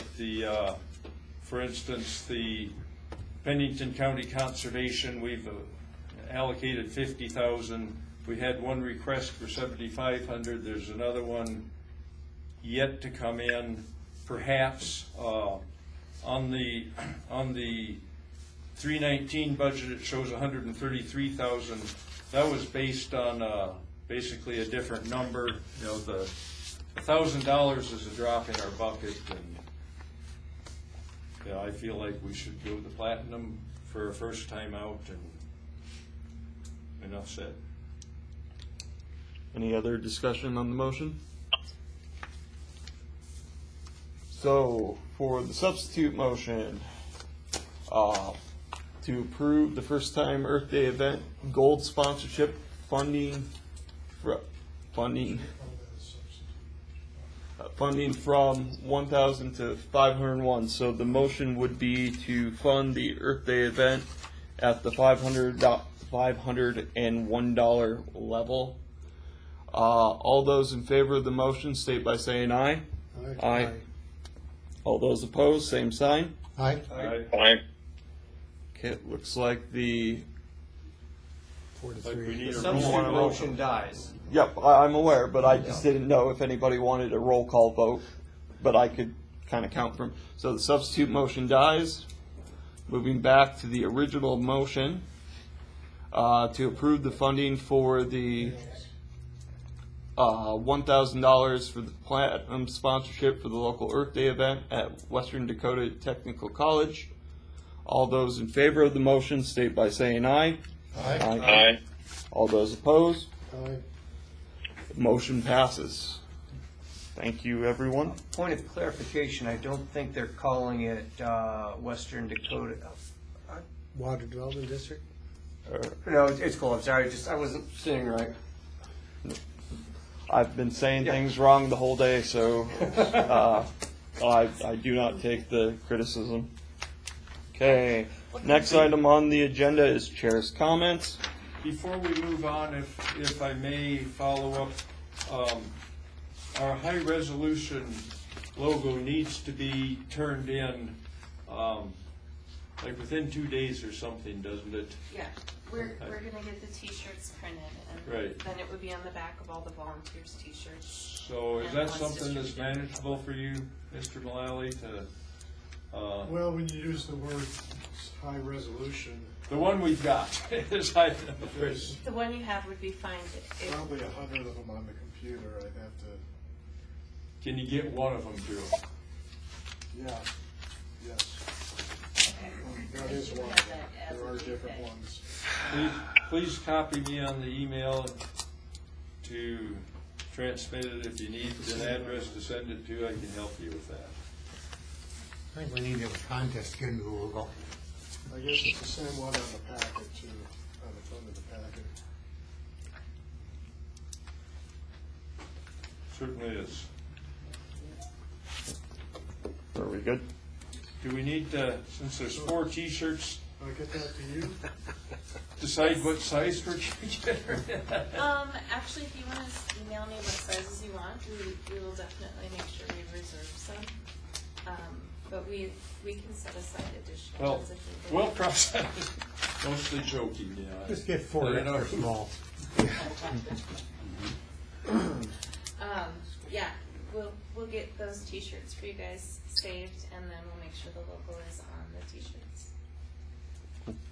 Thank you so much. Thanks, Heidi. Okay, moving to item number 12, Chair's comments. So, thanks for everyone that's coming. Just some things that I had done since the previous meeting. I shadowed our outgoing admin, Dan Mullally, to learn what he does. You know, after being on the board roughly the same amount of time, because I was approved as a fill-in the same time that Dan won his coveted admin position. Speaking of that, I also want to personally thank Mr. Mullally for his service on the board. He's been a great help to me, and I know the board as we have moved through many different directors. And I plan, especially with item 11, I'm starting to think, I've been kind of thinking in my head about what is our educational outreach component, just as an idea. I like some things, it came to me a couple hours before coming here, and I might be discussing that in a later meeting about what we could do to actually tell more people about us other than what we have been. But other than that, that's all I have. Next item on the agenda is items from directors. Do any of the directors have any comments? Mr. Chairman? Yes. Following up on a comment from the last minutes, I did make some checking into state statutes and rules of relevant departments, and I don't find anything that would prohibit us from paying for an appreciation dinner for, volunteers. It's really kind of a policy decision for us to make. Well, we've got Jay here, maybe he could comment on how we handle stuff like this. Yeah, I would quibble with the attorney, but yeah, if you're buying alcohol, that's probably a bad thing with the taxpayers' dollars. But otherwise, I mean, the code is pretty clear. The board can spend its money on whatever it believes is appropriate. And if you have got, as I understand the situation, some volunteers who helped out on an activity that supports district efforts, that providing them with some food and drink, I don't have any issue. I don't see any issue with that. Whiskey and water improves water quality. Well, it does. Wow. But like Dan's 2 sets of books. The other comment I wanted to make, Tom, for the newer members, when we look at our budget and the money that we have, we do have a lot banked. As Ron noted, a lot of that is obligated, such as the 125 that goes to Green River when they finally qualify for it. But we accumulate a lot of that too because of a quirk in the state property tax laws since we've opted out of the property tax limits. If we were to go back under that, we would be cutting ourselves off from revenue. So a quirk in the property tax law really kind of compels us to, put in a request every year for the maximum amount we can get. Any other directors? Director Driscoll, did you have? Well, I'm not sure I fully understood your last comment on the opting out aspect. We've not. Well, if we go back under the opting out, maybe Dan can explain a little better. My understanding is that then going forward, we are stuck at that lower level again. If we request less than our maximum allowable based on pre-break, which we have always done. Having opted out, so we are really compelled to request the maximum now, or we fall back down under it. Well, we have requested less once, about 10% less than our maximum, so it has been done. Would that set us back down to that level? Yeah, then you're back to CPI and growth. And all that. I think Jay, you wanted to comment? I just basically wanted to explain to some of the new members why that number looks so darn big right now. I have just a couple of comments. I've been attending the Black Hills Environmental Coalition meetings every Monday, and that is a group of, it's a true coalition. There's all kinds of entities there represented, anywhere between Citizens for Climate Lobby, Black Hills Fly Fishers,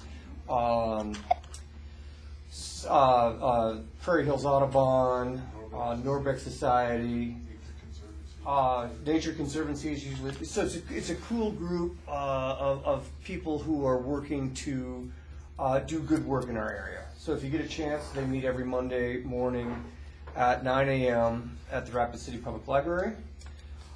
Today, Hans Stephenson and Chris Silver and I had an opportunity to speak at the American Indian Higher Education Consortium. Had a nice presentation talking about the importance of water here in the Black Hills, and especially things that we can do to help maintain cold, clear water in our watershed. We continue with monthly creek cleanups here in Rapid City. We had our last one on Saturday. And then last but not least, the Black Hills Fly Fishers will have their big event on the 22nd of March. And that money goes right back into the fisheries. And as this board knows, fly fishers have been a big component of this district for quite some time. What's the big event that you refer to? It is the big auction, and it is our primary fundraiser for the Black Hills Fly Fishers. There's live and silent auction. One of the things that we started last year is a VIP creek cleanup, and we made $700. Somebody bid to join us on a creek cleanup. There's a number of trips that are auctioned off, but it all comes back into protecting water here in the hills. Any other comments from directors? I've got a little bit of a list, so if anyone else has comments, they can go first. Well, I just wanted to check with you on the deal at Western Dakota WOTEC, or Technical College. Earth Day. What's that? The Earth Day yeah, deal? the Earth Day deal. And maybe do we have materials that we can bring, put at the table as well, besides soliciting candidates? I guess my intention was to update the poster, bring it a little bit current, and I had asked Heidi, I'll have to look at them again and decide if I want to use them, but I've actually got a series of 3 posters that Cheryl Rowe had helped me assemble several years ago for the hydro conference, specific to our erosion control project. So those are laminated. They roll up. Yeah, I would be able to stick them to a wall. So I'd probably, if we've got a spot, they won't fit on an easel. They have to go on a wall. But Heidi said we can manage that. So I guess I don't know that we've really got any hands out. I guess I figured just go with the posters. Okay. Well, I'm just not very deep into our projects or anything, so I don't think I could explain that well to someone who'd asked, but no. All righty. I think Ron had something to say. I know you had a list and you wanted everybody to go first. Yeah. But I just have one item. It's something that I've been thinking about, and then I've been thinking about it a lot more since our executive board meeting. We had this month preparing for this meeting.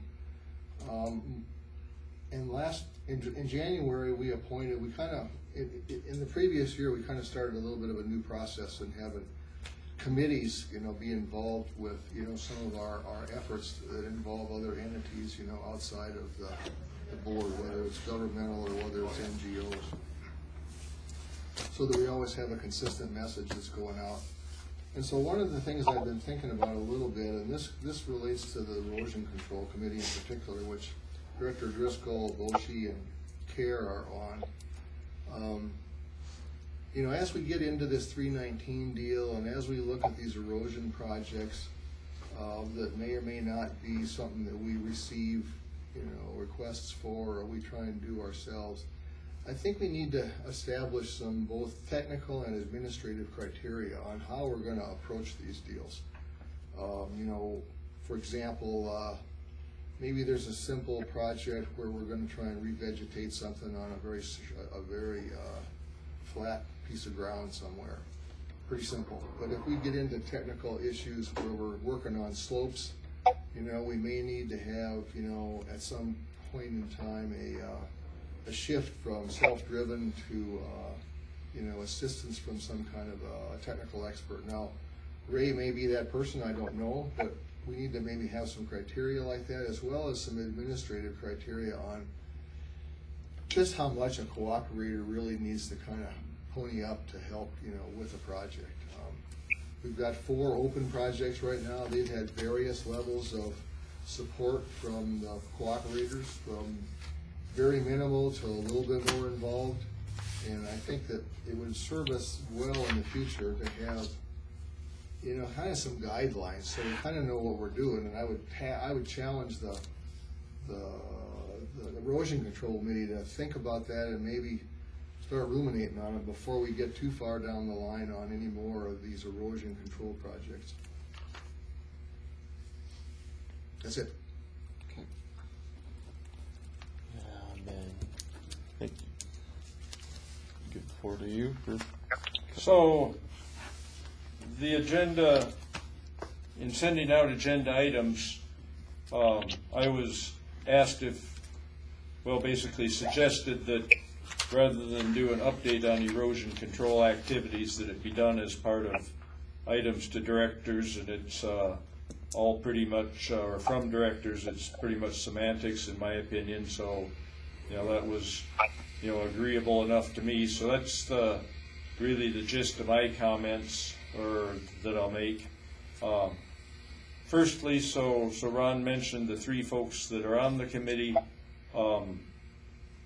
Mark Klein had attended a tour that actually with Bill Young looking at Star Village, basically done before we had a committee, just interest in some of these projects we're working on. And actually Craig Kerr, if he's still on the phone, had suggested that perhaps Mark would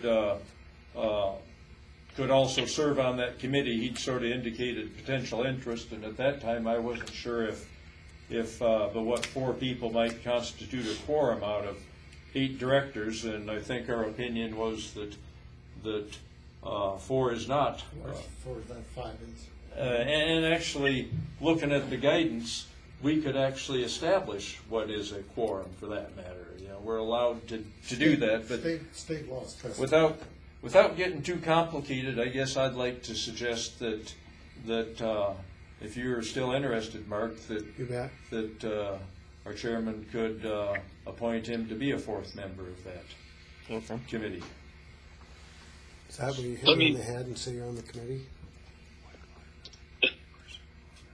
Let me speak to that just a little. The reason I mentioned that to Dan is because I'm spending a fair amount of time outside of the state in the winters, and it might be good to have at least 3 people who could get together all year round. It just seemed like a good idea, and it looks like I got some information here this last week. It looks like I'm going to be out of state again next winter as well. This wasn't what I planned when I circulated the petition, but it's something that happened about 3 months after I circulated the petition. It's continuing. So anyway, I think it would be a good thing to have at least 3 people locally all the time on that committee. Okay. Yeah, we can add Mark to the committee because it is at chair's discretion. So. Right. Well, thank you. I think that's a good addition, and kind of segue into a next item. I'd like to thank these committee members. Actually, I ended up on taking Roy for a look-see on a separate occasion, and he had a couple of pretty good suggestions on some things that we might consider specifically on our Star Village project. And then also between Mark and Bill, I'm not sure which one of you first mentioned the possibility of the Ignite program as a source of labor, but it seemed like both of you kind of had connections there, and turns out that one of the people involved is, what do you call Jeremy? Is he a stepbrother? Stepbrother to you. So his mom lives next door to me, Brenda Young, and so I had talked some with Jeremy and confirmed that that's we could be a good fit for them, which steered me to Jim Hansen, who's with the Rapid City Police Department and manages at least hands-on or program aspects. It turns out that they can provide supervised inmate labor. We're basically set up to work with them. Typically, they can provide labor only 2 days a week, those being Thursdays or Fridays. Monday through Wednesday, they're typically in classroom type activities. And so with weather constraints, there's not as much flexibility as I'd like to have, but for free labor, what can go wrong? It's supervised. They have to go back for lunch hour. They leave then, but they'll be back to us. So it'll be a while before we can test drive that, but I'm hoping that it'll really open some things. The volunteer situation that we just discussed, and it's nice we've got an opinion that we can, in fact, have a way of saying thank you to them. There's only about so far we can go with that. So that was really the impetus for me to basically the two proposals, one with the Cornerstone Mission and one with School of Mines, that turns out those are going to be deferred until our next May agenda. But it really opens some new doors there.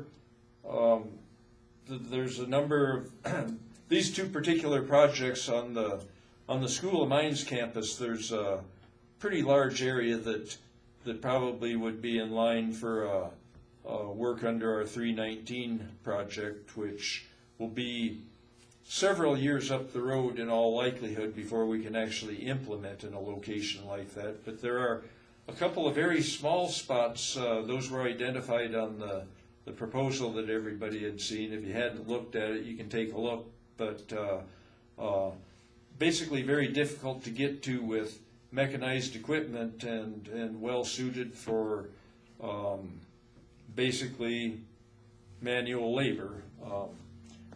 One of your suggestions, Mark, that with the Boys Club you'd use these used billboard tarps to slide down. Could we try to move dirt in that fashion? And after mulling it, I thought, I don't know for sure if the dirt will slide on there, but if we would put a small tarp, 10 by 10 tarp on top of that and then slide it down, I bet it'd slide really well on a lot more dirt than what we can put in our sleds that we've got, and much easier to haul up the hill. So kind of another thank you for contribution like that. So it certainly something that I'm really looking forward to working with this group.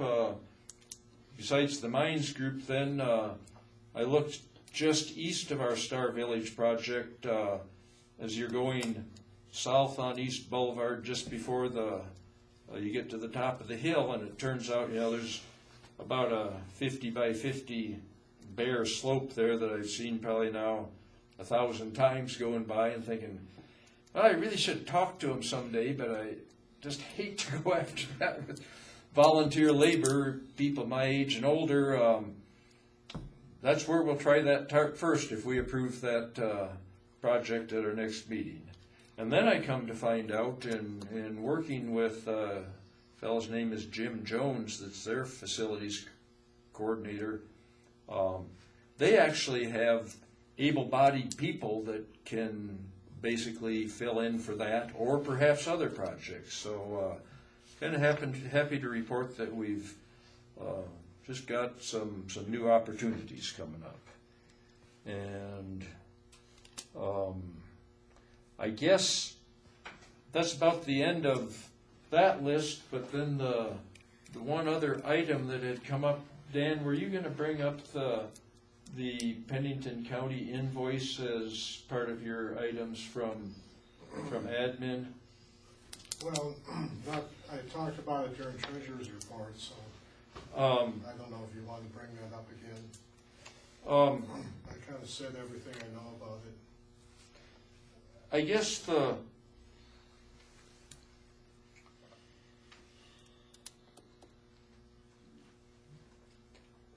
at this point in time, maybe the best way to leave it was the question that came via email was whether or not you wanted Lindsay to send in, Lindsay Mater, who has been the manager for the Conservation District, whether to send an invoice or not. And since then, she sent the invoice. Oh, she did? Okay. Well, she said she did. When in this email, I had said perhaps she could send more documentation, and she sent more documentation and the invoice. Director Koth had weighed in with another email that we, probably should have more documentation on what exactly was done. And I think the best thing, the short answer to one of the things was that indeed the work has already been performed. The producer has already paid for it, but is awaiting, is anticipating that, there was no real question initially as to if this would be funded by West Dakota or not. I think it probably went to the producers that this is something that is expected to be eligible under the funding we'd committed. But I think it would just be best that we, even though it would mean the producer might wait, I think it would be clearer for everybody if we, just deal with that at our May meeting if we need to, or it perhaps can be resolved internally before then, and if everybody's satisfied that documentation is sufficient, then it would take care of itself. So I did tell her we'd bring it up at this meeting, which we did. Right. But we want to defer that to May, okay?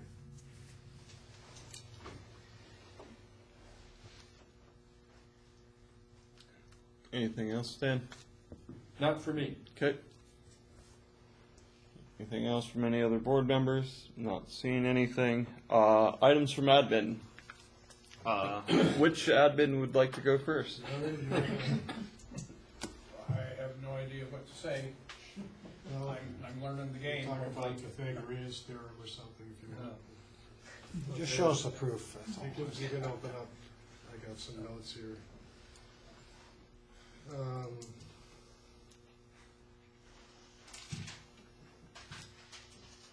me get my microphone here.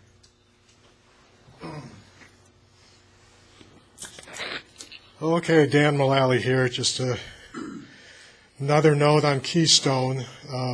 We gave them money for the Winter Street Bridge. When I talked to her today, they're doing the 3rd Street Bridge, which is not what we funded, but she said when they're done with that, they will get to the Winter Street Bridge, but that's where that's at.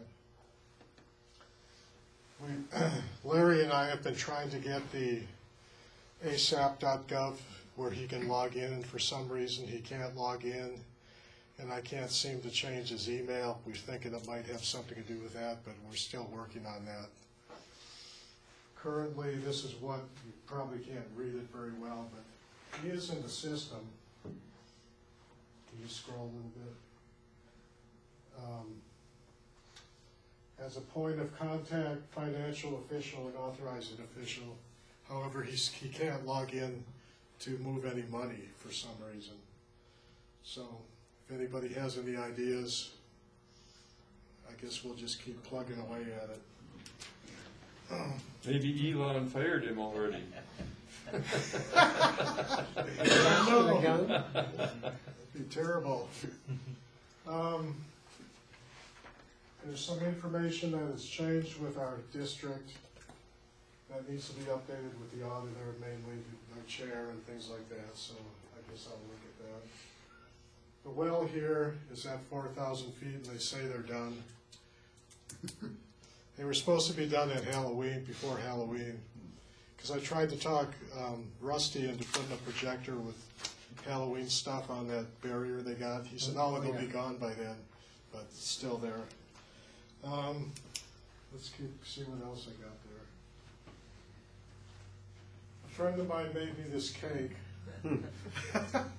So I didn't get a gold watch, but I did get a cake out of this deal.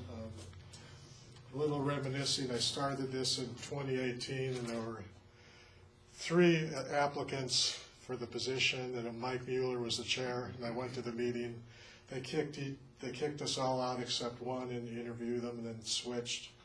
And they ended up picking me like a 5-4 vote, so it wasn't a slam dunk, but I think I was being the lowest bid probably helped. At that time, admin was costing, in the budget, admin was about 1/3 of the budget, so I was quite a bit of a savings. And my first meeting, so you can feel fortunate, Larry, that I'm sticking around to help you.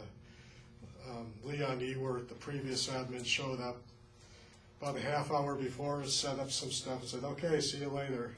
And so I learned a few things. For one thing, I make out the checks beforehand. That's important. We were at West River Electric, and our meetings, I can't remember if we changed from then or we started out, meetings were once a month. So it was a lot more work, and we had them at 6 p.m., was it? Yep.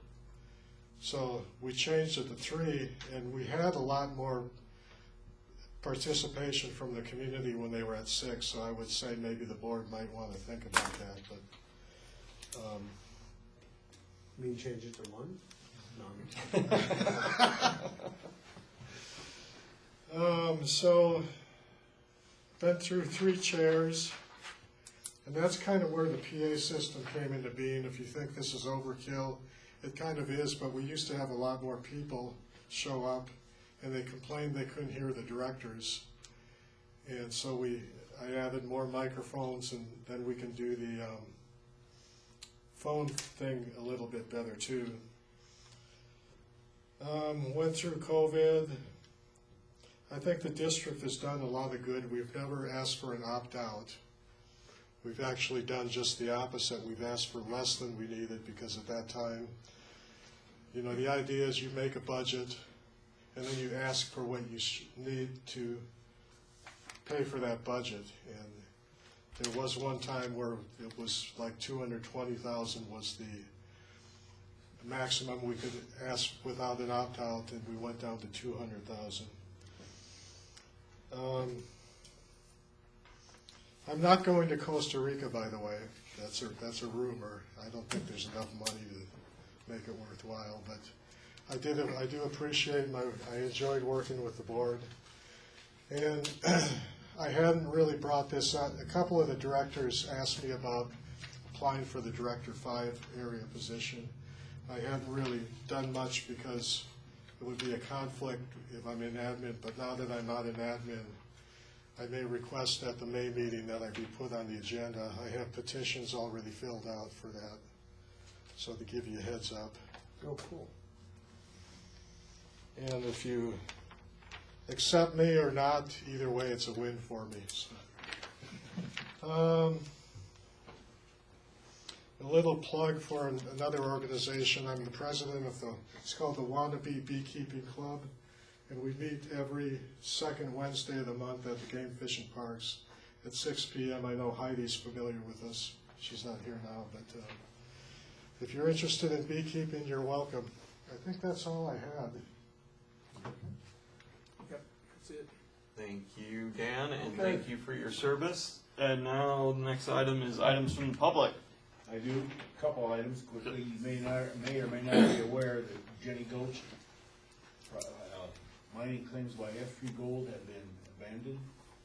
They're still active around Custer, so that was 22,000 plus acres who are no longer under claim.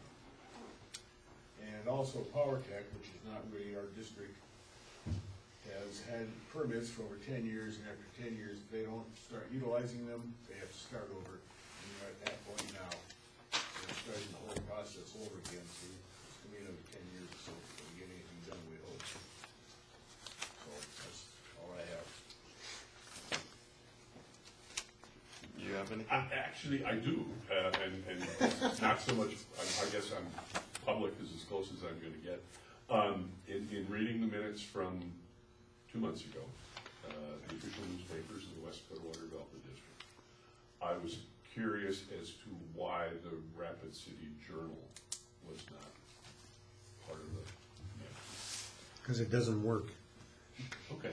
Costs too much, subscriptions are going down, and its provision sucks. $26.99 a month. Well, if you call them and talk to them, you get it down to $4 a month. Could you define Yeah. sucks though? Yeah, call them and say, I'm not gonna pay that, and they'll give you a figure, and you say, well, I'm not gonna pay that either, and we went through it, and finally they said, well, how about $4? Wow. For the paper Okay. itself, Huh? physical newspaper. No. It's just for the E edition. Okay. It's like $400 a year for the print edition.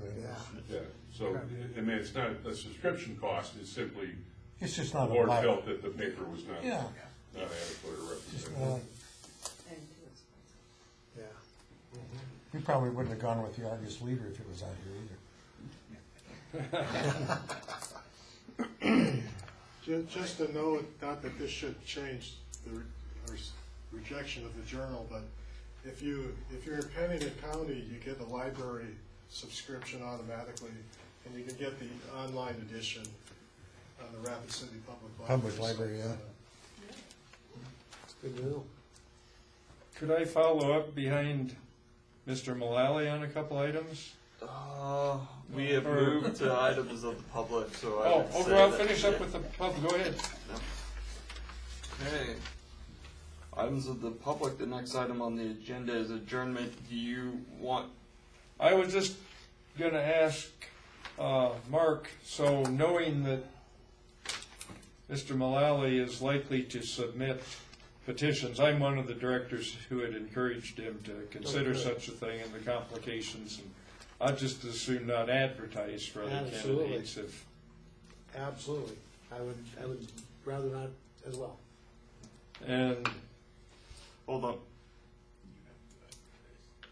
If you have a vacancy on the board, and I'm pretty sure what the code says is that has to be public notice. Now, it has, It has been since last September. and the language is sort of open so that Yeah. it's not like all, we're not going to accept petitions after No, it's December 1. it's Okay, been that was- open the that- whole time. I think the discussion was at the Earth Day event that we were gonna. Good opportunity to advertise in another Right, manner. yeah, no, that was just, Yeah. Yeah. that's the manager and me going, well, Yeah. you've got to advertise Yep. it's a vacancy, and if Yeah. the language was written in such a way, we do the same thing.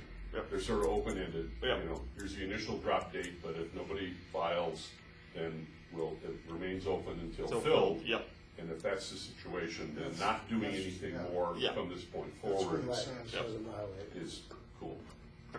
and the other question would be, relative to Earth Day, it sounds like you would be willing to, interested in swinging by sometime. If anybody else is interested, I mean, they give us 4 T-shirts. If there would be 4 people would show up, they could all have a T-shirt, and if more would show up, I'm sure I'd happily buy more out of my pocket or whatever. Let me know if anybody else is, I'll know more tonight. I have a Optus board meeting, so. just email me sometime. Well, it's funny, Hey, with nothing else, meeting's adjourned. but somebody called me up and read this. Have a great day.